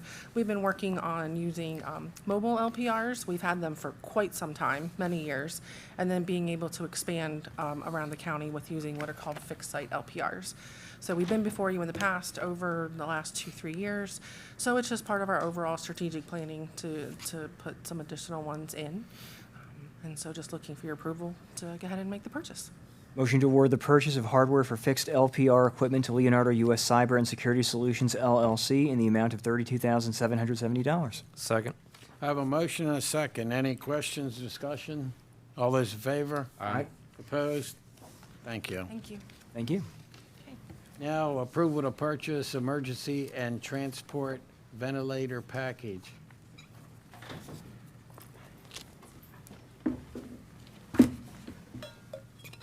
Morning, Chief. Morning, Chief. Morning. The Office of Procurement in cooperation with the Department of Fire and EMS requests your approval to purchase VM-2000 emergency and transport ventilator package from Boundary Medical in the amount of $47,700. This purchase will be made through a Fairfax County, Virginia contract that was competitively bid. This amount is approved in the FY26 budget. So this funding will allow us to purchase transport ventilators, and what they are essentially is what you see in the intensive care unit, but a mobile version. The state medical protocols have been changed, and they now require us to carry this equipment. Currently, we do that by manual ventilation, which requires a provider. The efficiency of this and the potential patient outcomes will be enhanced as a result of this technology enhancement. This is awesome. Motion to approve the purchase of VM-2000 emergency and transport ventilator package from Boundary Medical in the amount of $47,700. Second. I have a motion and a second. Any questions or discussion? All those in favor? Aye. Opposed? Thank you. Now, approval to purchase equipment for 3 new ambulances. The Office of Procurement in cooperation with the Department of Fire and EMS requests your approval to award the purchase of various equipment necessary to outfit 3 new ambulances to Stryker Medical in the amount of $600,804.45. The outfit of the ambulances will provide the resources needed for the ambulances to be operational. This purchase will be made through a Maryland state contract that was competitively bid. This amount is approved in the FY26 budget. Yes, and as you're aware, in the budget, you all have allotted us 3 new medic units, and I believe DPW will be coming in a couple weeks for those. So this will allow us to outfit them with the stretchers that are automatic stretchers, which eliminates us having back injuries, as well as the new advanced cardiac monitors and the Lucas device, which is an automatic CPR device. So as we buy new units, we procure that equipment to facilitate them to be operational. Mike, you want to take this one? Sure. I move the Board of Commissioners award the purchase of required equipment to outfit 2 new county ambulances from Stryker Medical in the amount of $600,804.45. Second. thought I had The agenda says Yeah, I think it's three. an error there. It should be for 3 It ambulances. should be for three. Three. Typographical Sorry. error. I can, I should have said that sooner, but withdraw my motion and restate. I move the Board of County Commissioners award the purchase of required equipment to outfit 3 new county ambulances from Straker Medical in the amount of $600,804.45. Second and third. I have a motion and a second. I don't know if you remember, what did the vehicles cost? The vehicles will be coming before you in 2 weeks. So we've been working with Fleet, and we're now to the point, I think each of them is going to be about $360,000. So, and then do they need to be painted? That'll be a comprehensive package. So that includes all the so graphics. That plus this. Yes. But we're still talking over $500,000 per ambulance. Correct, once they're equipped and operational. Yeah, wow. All those in favor? Aye. Opposed? Thank you. Now, spending authority, Chesapeake Employers Insurance for Carroll County Volunteer Emergency Services Associates. And you like acronyms, right? I guess I do at this point. The Office of Procurement and Cooperation of the Department of Fire EMS requests spending authority approval for the monthly insurance payments to Chesapeake Employers Insurance in the amount of $345,570. The policy covers the Carroll County Volunteer Emergency Services Associates. The amount of this request will pay the policy in full until the next renewal period. This amount is approved in the FY26 budget. And this will cover up to 1,000 volunteer personnel from all 14 companies, and it covers not only operational responding members, but also the administrative members. So for any of their activities to include fundraising, that'll provide comprehensive workers' comp coverage. And so this is Chesapeake Insurance that provides the coverage. Is there an agent? Is there a middle person involved, or is this direct?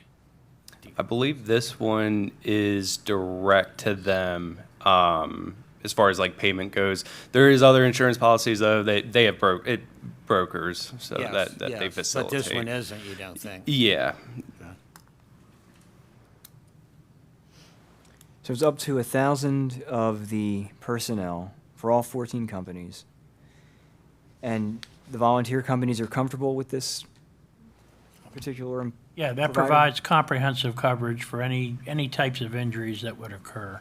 Okay. And like I said, both for fundraising. And this is something we've been doing, but Yes, CCVs so, has been doing right, it. since Now we're DFEM's flipping it. evolved, it's been transferred from the separate CC Visa budget now into our budget.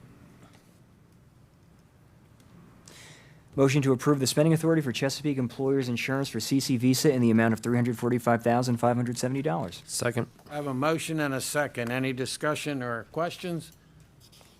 All those in favor? Aye. Opposed?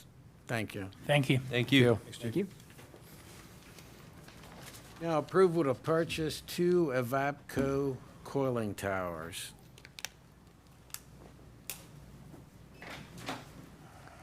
Morning. Morning, Commissioners. Morning.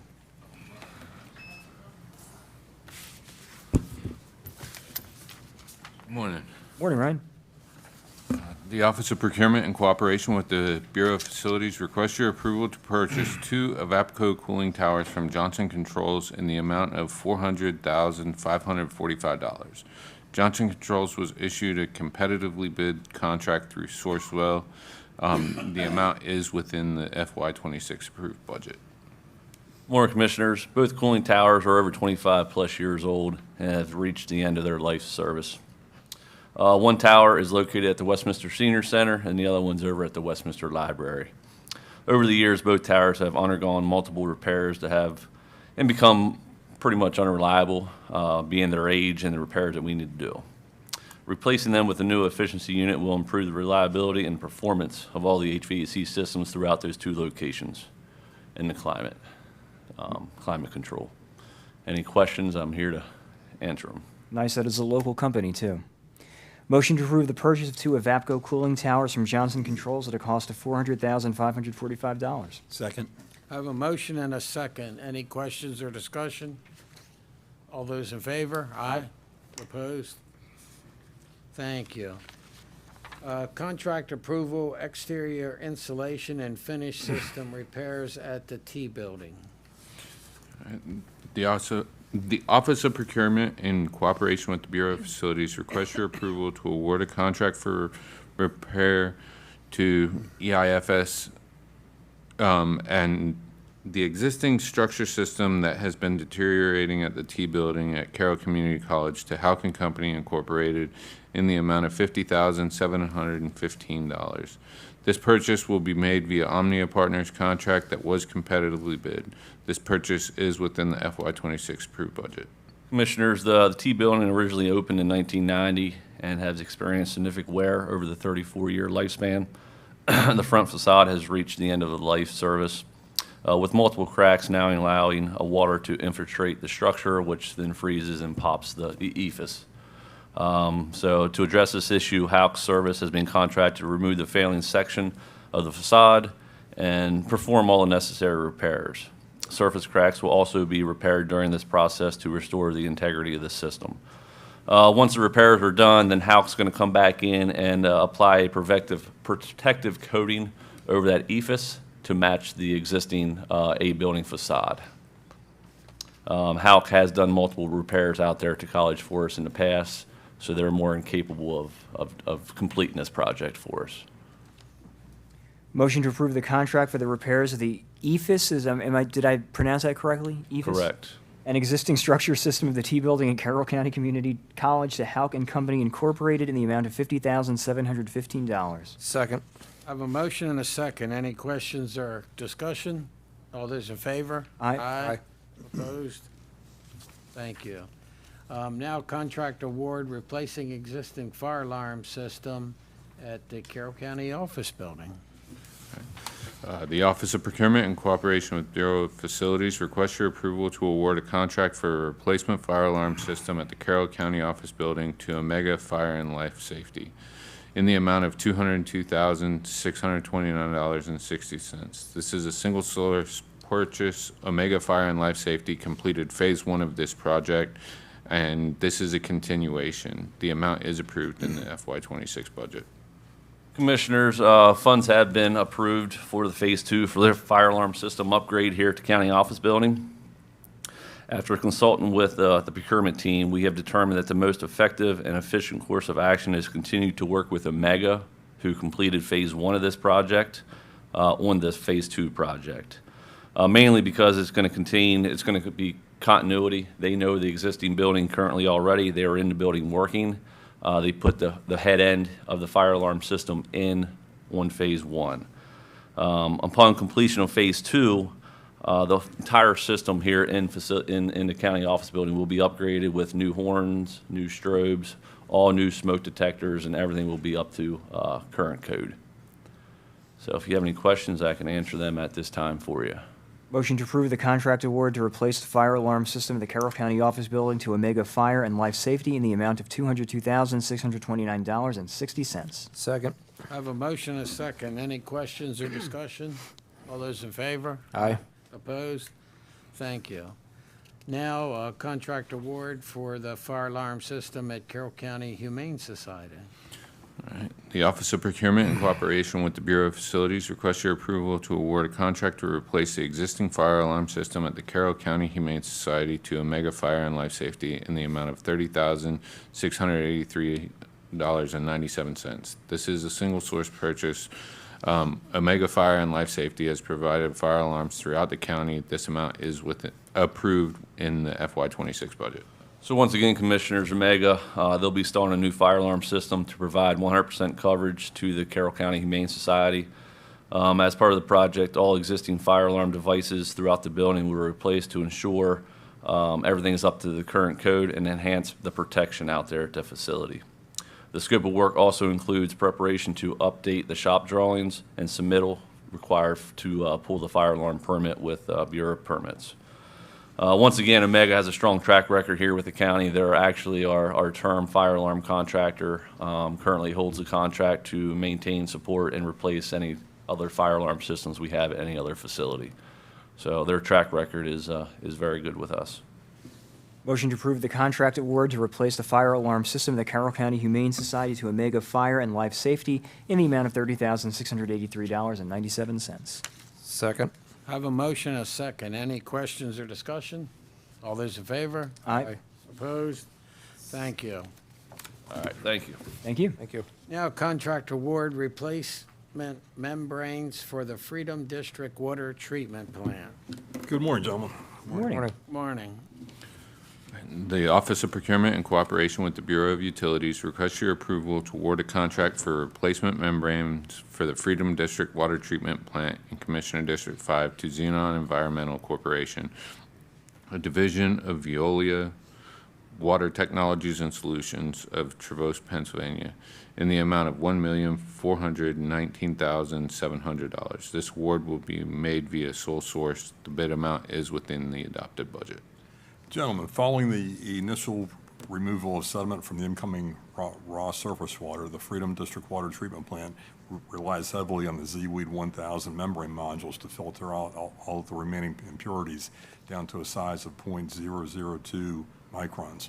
Very, very tiny. The water plant has 4 ZWeed treatment trains. Each of these contains 120 of these modules.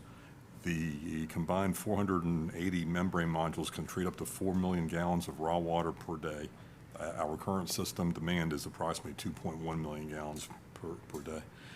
These modules have an estimated service life of 7 to 10 years.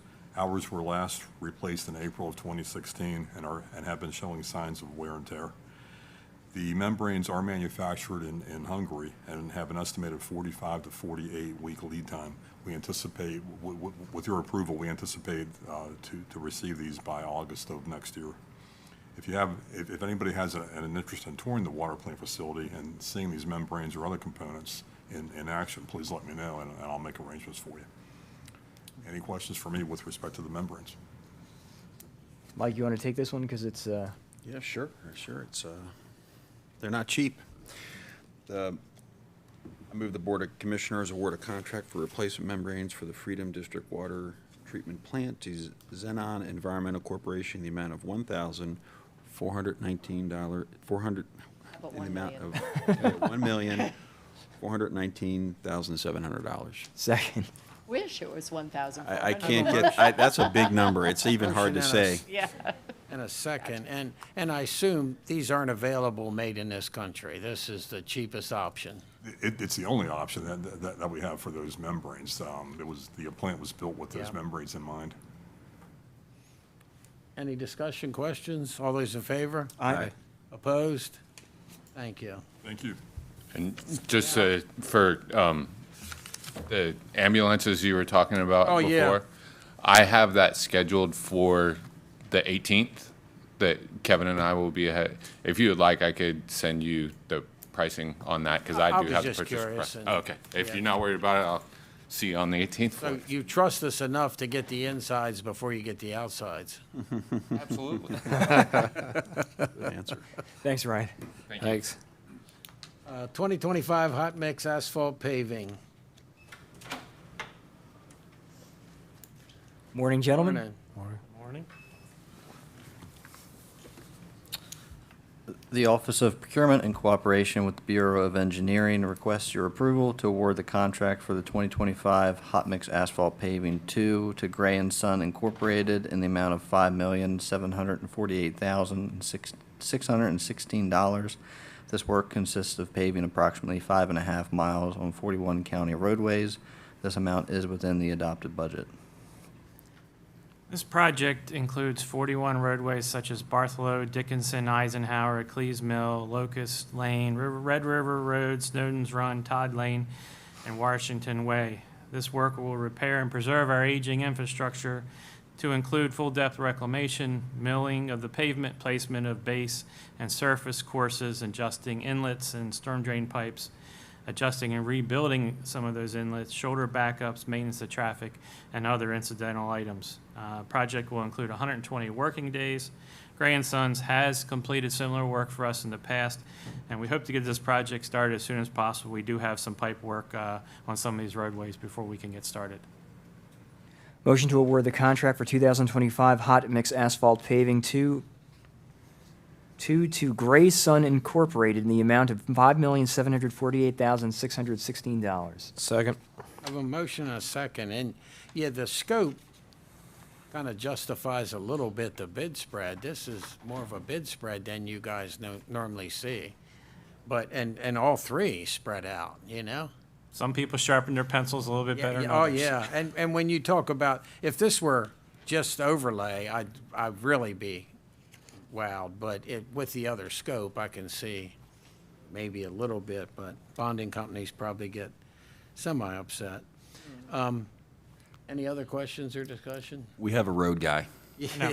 So, No, you know, it's just, Oh, and anything, you like to look at Better the than when bid we had- spread and Oh, see yeah. how reliable it is. We at one time had a concrete guy. What's And, that? We at one time had a concrete guy. Oh, is that right? And you remember that. Yeah. We couldn't hardly buy asphalt was good without a questions, though. comment on the concrete. A lot of money. And they're all reputable Yes. companies that are going to complete the work, even if they made a mistake. And sometimes it's not a sharp pencil, sometimes it's a bad calculator. That can happen too. All those in favor? Aye. Opposed? Thank you. Thank you. We'll take the benefit. Yes. Now, Thanks, Chris. moving services for the Board of Election. How you doing? I'm good. How are you, Commissioner? Doing Good well. to see you. Good morning.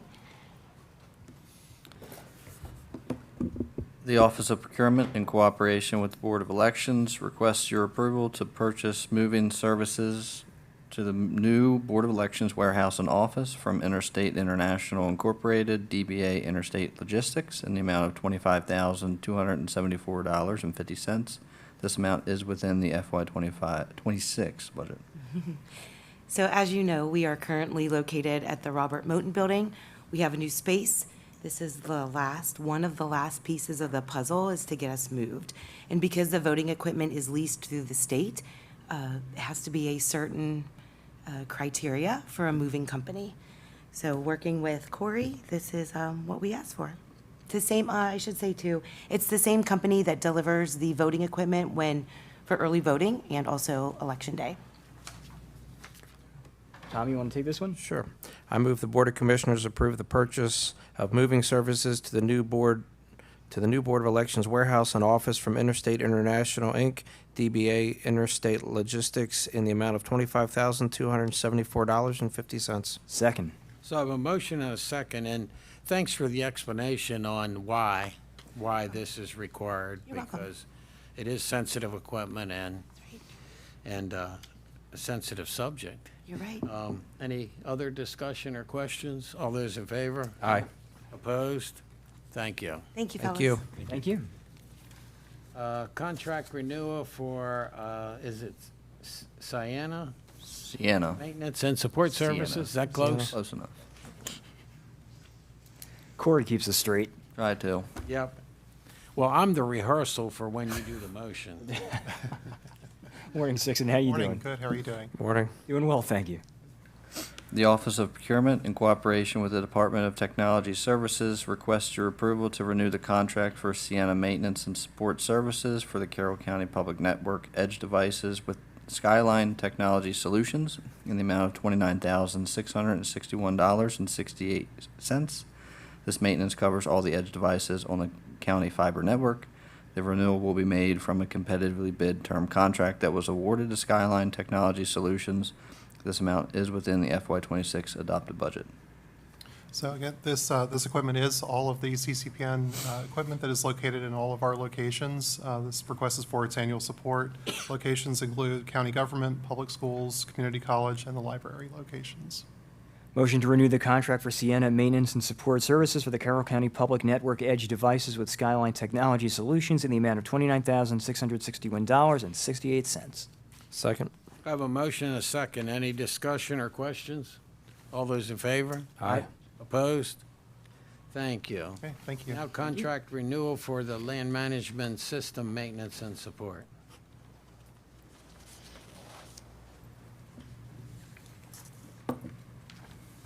Good morning. Good morning. Good to see you. You too. The Office of Procurement, in cooperation with the Department of Technology Services, requests your approval to renew the contract for annual maintenance and support services with Acela in the amount of $265,983.75. This amount is within the adopted FY26 budget. Good morning again, Commissioners. This is the annual renewal of the contract for software support and services with Acela.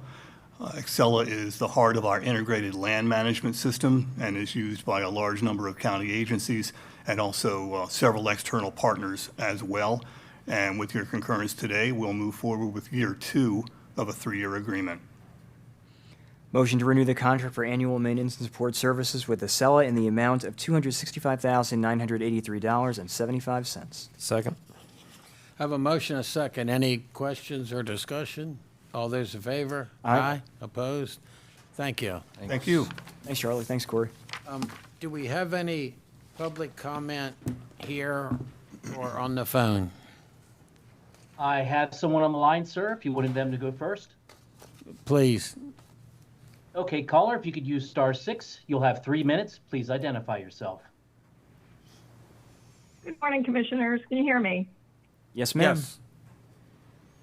Okay, good morning. I hope everyone had a wonderful Labor Day weekend. I'm going to begin as Catherine Adelaide, a citizen, to address some of the current concerns raised during the wonderful priority carol, which I always enjoy hearing. First, Commissioner Bigliotti, thank you so much for really spearheading the movement against this power company issue and preserving property rights. I hope everybody gets behind your efforts, and I encourage the citizens to keep fighting this and the commissioners to support that fight. It's really very important to Carroll County.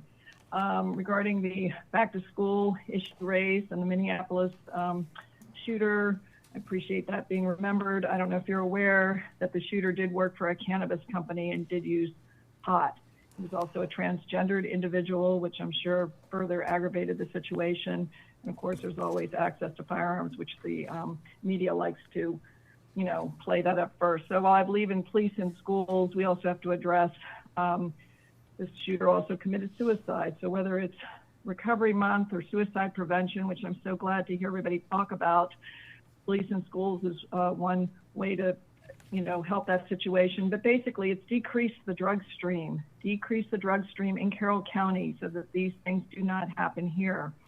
Whether it's, again, banning recreational pot or kratom, Tim Weber has assured me that he's fully in support of moving forward on banning kratom, so I hope you'll start to look at that. I did want to just give a quick shout out to former Commissioner Rothstein, how much he carried the banner on mental health in Carroll County, and I hope that the commissioners will continue that tradition. Okay, I'm going to put my hat on as a member of the Carroll County Republican Central Committee now.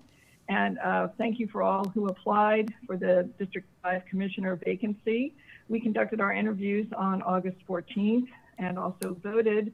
And as per state law, we chose a name was submitted to the governor's office.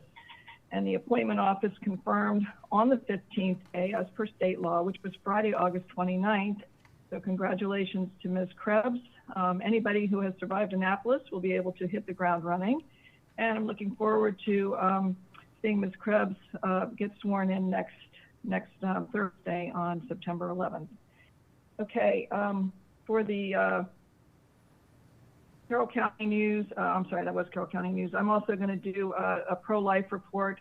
On Sunday, September 7th, is the last day of the Maryland State Fair, and we will be there, I will be there from 10 to 5. So I encourage you to come out. We also have the Maryland Right to Life booth where I will be, and also the MDGOP booth. And then also finally on Saturday, September 13th, is the National Day of Remembrance for Children Lost to Abortion. It's similar to September 11th. That will be held at St. Peter the Apostle Catholic Church in Union Bridge on 9/10. And I'm sorry, I did also mean to mention we will be filling a committee vacancy, and this Sunday, September 7th, is the final deadline for that. So I want to encourage everybody, there's still 3 days left or so, to get your applications in, be a part of the Carroll County Republican Central Committee. We do great work. We strive for election integrity and many other important issues in Carroll County. So please come and participate. And if you don't do that, get on one of our subcommittees. We have lots of available options. You don't have to be a member of the committee. Thank you very much and have a great weekend. Thank you. And it was interesting, and I know many of us have concerns about recreational marijuana. A couple of these guys that have either been in accidents or deliberately done something have high levels of it in your system. And in theory, a bartender can cut you off. At home, you can drink all you want, when a lot of people don't do these at facilities, and I don't know how anyone's supposed to control that. That's sad. Yeah, I mean, we sitting up here could see the unintended consequences of making recreational legal, in the sense that now people could grow it themselves and sell it, and the authorities are none the wiser. So I think there's been a level of proliferation there for sure. And now that it's legal, you don't know where the source is, you don't know what's in it. And when you buy it, if somebody buys it, you're taking a gamble. Yep, it is a concern. And then I gotta say one more thing, but some of these celebrities that are pro-abortion and off the charts liberal, obviously none of them were aborted. One of them just said that he was so happy he wasn't aborted, and you're like, yeah, whatever. Public comment done. Administrative session open. Do we just want to do a photo at noon? We want to do it as soon as we get done here and walk down? What do we want to do? Told him 11:45. Okay. I told him 11:45. 11:45. Okay, thank you. Well, I thought We'll you do were the moving picture quick. 11:45. We need to hurry up. Any other admin open? No, sir. Nothing, no. Okay, Wanda, you ready to bring us home? Morning, Morning, Wanda. Wanda. Morning. How are you doing? Good. Okay, Monday, September 8th, Transit Education Day, Commissioner Kyler. Transit Advisory Council, Commissioner Kyler. On Tuesday, Ag Center Board Meeting in the evening, Commissioner Kyler. On Wednesday, Aging Your Way Health and Wellness Expo, Commissioner Gordon, Kyler, and Vigliotti. Farm Museum Board Meeting, Commissioner Vigliotti. Board of Education meeting that afternoon, and shows none of us attending. Thursday, September 11th, 8:30 is the 9/11 Memorial Ceremony. 10 a.m. is the open session, and just prior to that, or at 10 or whatever, we'll do the swearing in for our new commissioner, Susan Krebs. And Heather has told me that that'll take about 2 minutes, so. And I'll confirm that with you, Wanda, after I speak with Ms. Krebs this afternoon. Priority Carroll, public comment on Carroll County Youth Services Bureau. No, That's an introduction There shouldn't be to. comment on that. Yeah, it's just introducing her. right. Yep. Approval to submit application, accept award for engaging neighborhoods, group medical prescription drug and stop-loss benefits for employees and non-Medicare retirees, group medical advantage and prescription drugs, calendar 2026 health insurance, traffic engineer, approval to utilize term contract, public comment, admin open, agenda review. We will be enclosed for, following that, for land acquisition. And at noon, we will have our normal closed admin session. Or immediately there following. 1 p.m., we have our joint meeting with the state delegation. And all of us show there, and you've done a welcome to the new commissioner and talked about HR and all that stuff, and obviously she'll see the schedule too, so. We'll send it to her on hopefully Friday. Yep. It's gonna be tough. There might be some things that she can't quickly change her schedule with, but but at least you'll know. Yeah, exactly. The Commissioner's podcast is, I guess, Vigliotti. It's, doesn't have another name. I'll do it. I'll take it. Monday, September 15th, nothing. On Tuesday, Planning and Zoning, Commissioner Gordon. Veterans Advisory Meeting, Commissioner Gordon and Kyler. On Wednesday, Historical Society of Carroll County Board Meeting, Commissioner Gordon. 5 p.m., Community College Board of Trustees, Commissioner Kyler. Emergency Services, Commissioner Guerin.